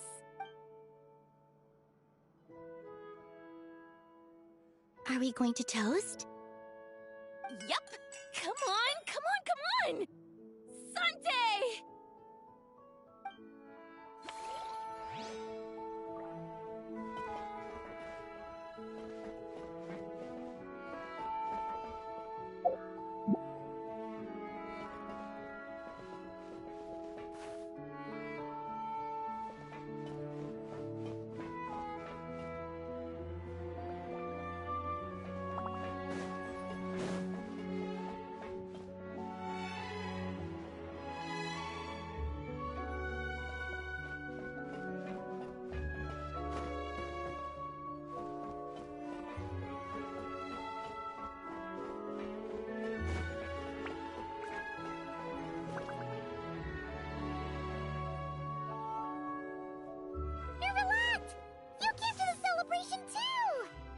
Yes. I can only hope my presence does not make anyone ill at ease. Who's this? All right! This is Nervalette, the Eudex of Fontaine. And this is Columbina and Sandrone. Greetings. Hello. These two must be the Fatus and former Fatus related to the recent incident in Nodcry. I read about them in the diplomatic report. The Eudex? Oh, the dragon that cries a lot.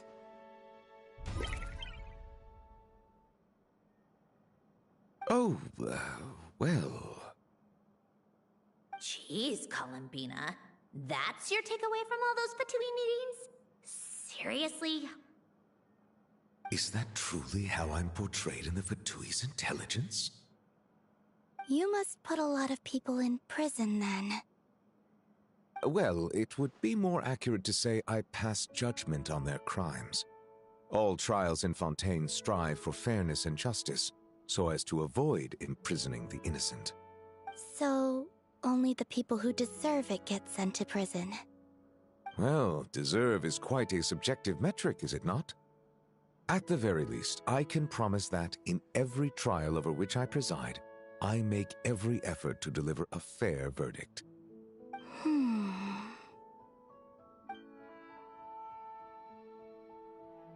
Yeah. Oh, for the love of... What is she doing now? You seem like a good dragon. Not the kind that throws people in prison for no reason. I think we can get along just fine. Well, thank you. Then she punched me because... Sorry, Nervalette. She thinks that's a sign of friendship. Where does she even pick up weird habits like that? I see. I believe I have observed people on the streets of Fontaine expressing affection in a similar manner.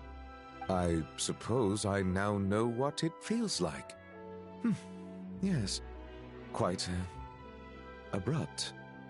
You know, these two are surprisingly alike. Oh, looks like Arlecchino's here. Come on, Columbina. Let's go have ourselves a tea party.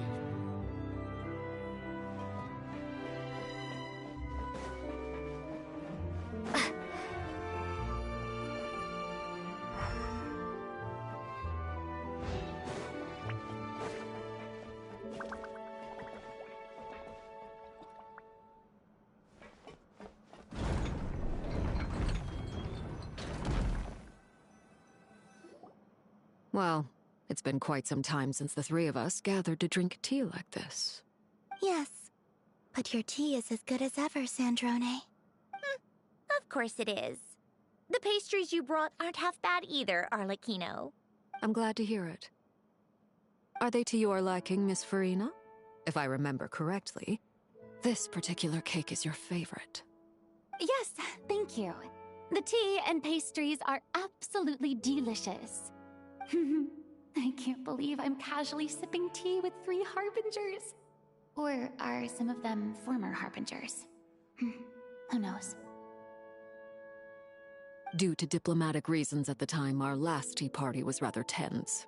Wasn't it, Miss Farina? You have my apologies. But this is simply a casual gathering of close friends.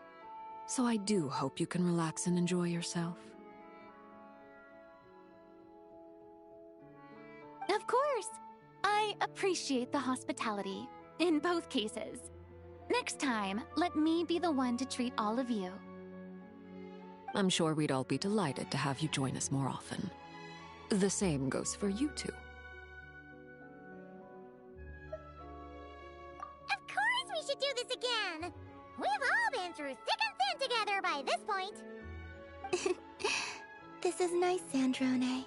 It reminds me of the happy times back in Snezhnaya. When things... Yeah.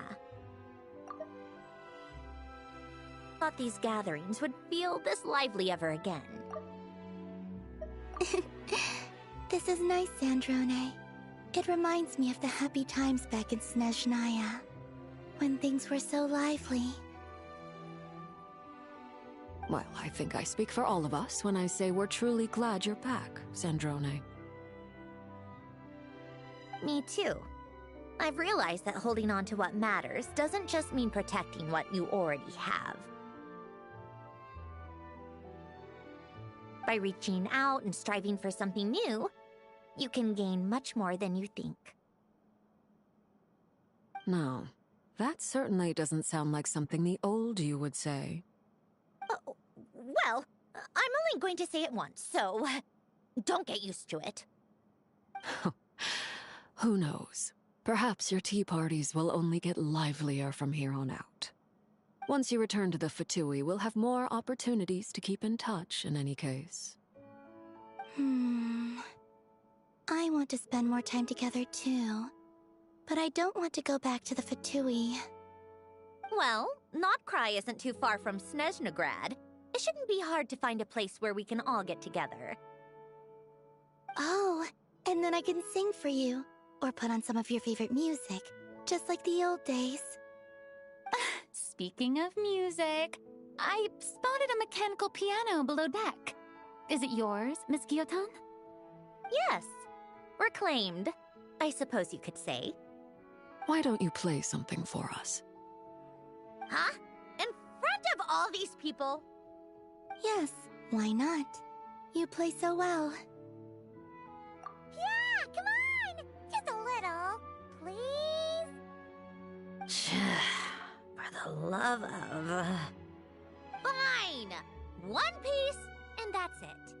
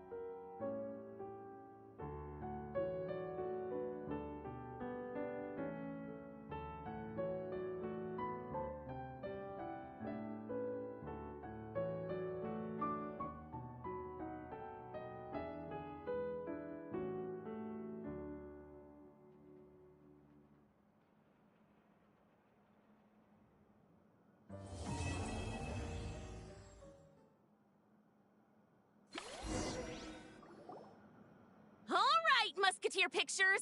Everyone ready? I'm not sure I should be in this one. Of course you should.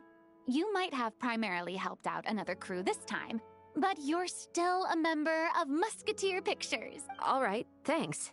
I'll still stand a bit off to the side. Can I be in the picture too? Of course, Miss Veronique.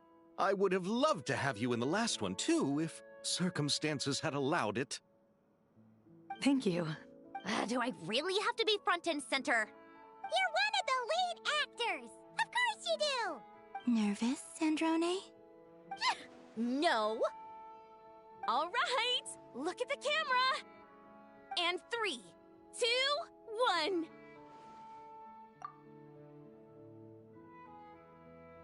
1... Musketeer Pictures!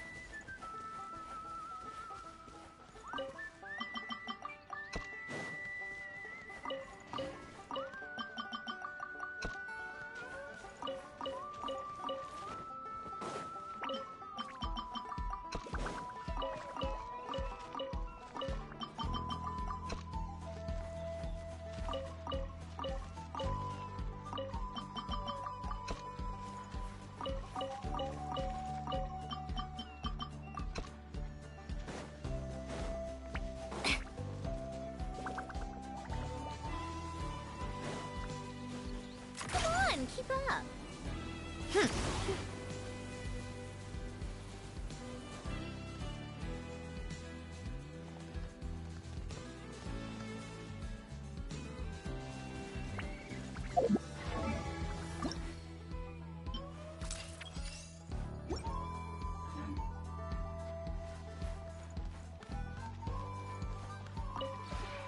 This realm...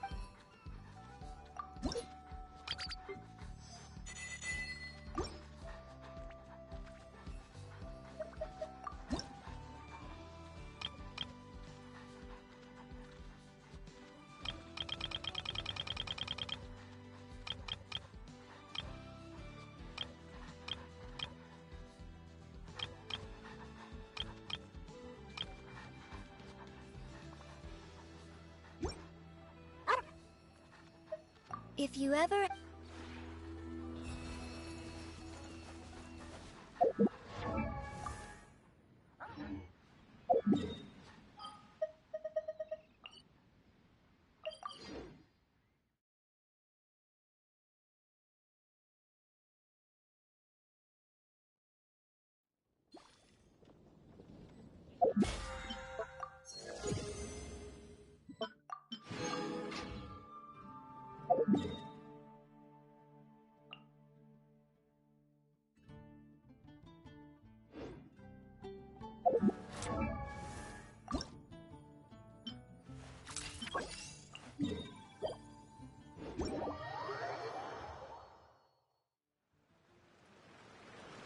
It's about time we threw another tea party, don't you think?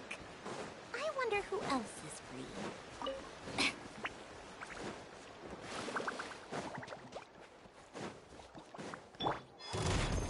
Observe and know my heart.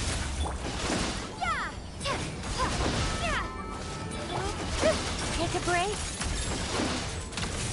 Excision required. How tiresome. Recorded. Each deed will be judged. A moonlit night for all. Preparing for dusk-up. A spot of tea time entertainment. Excision required. Draw near. Recorded. Each deed will be judged. Test concluded.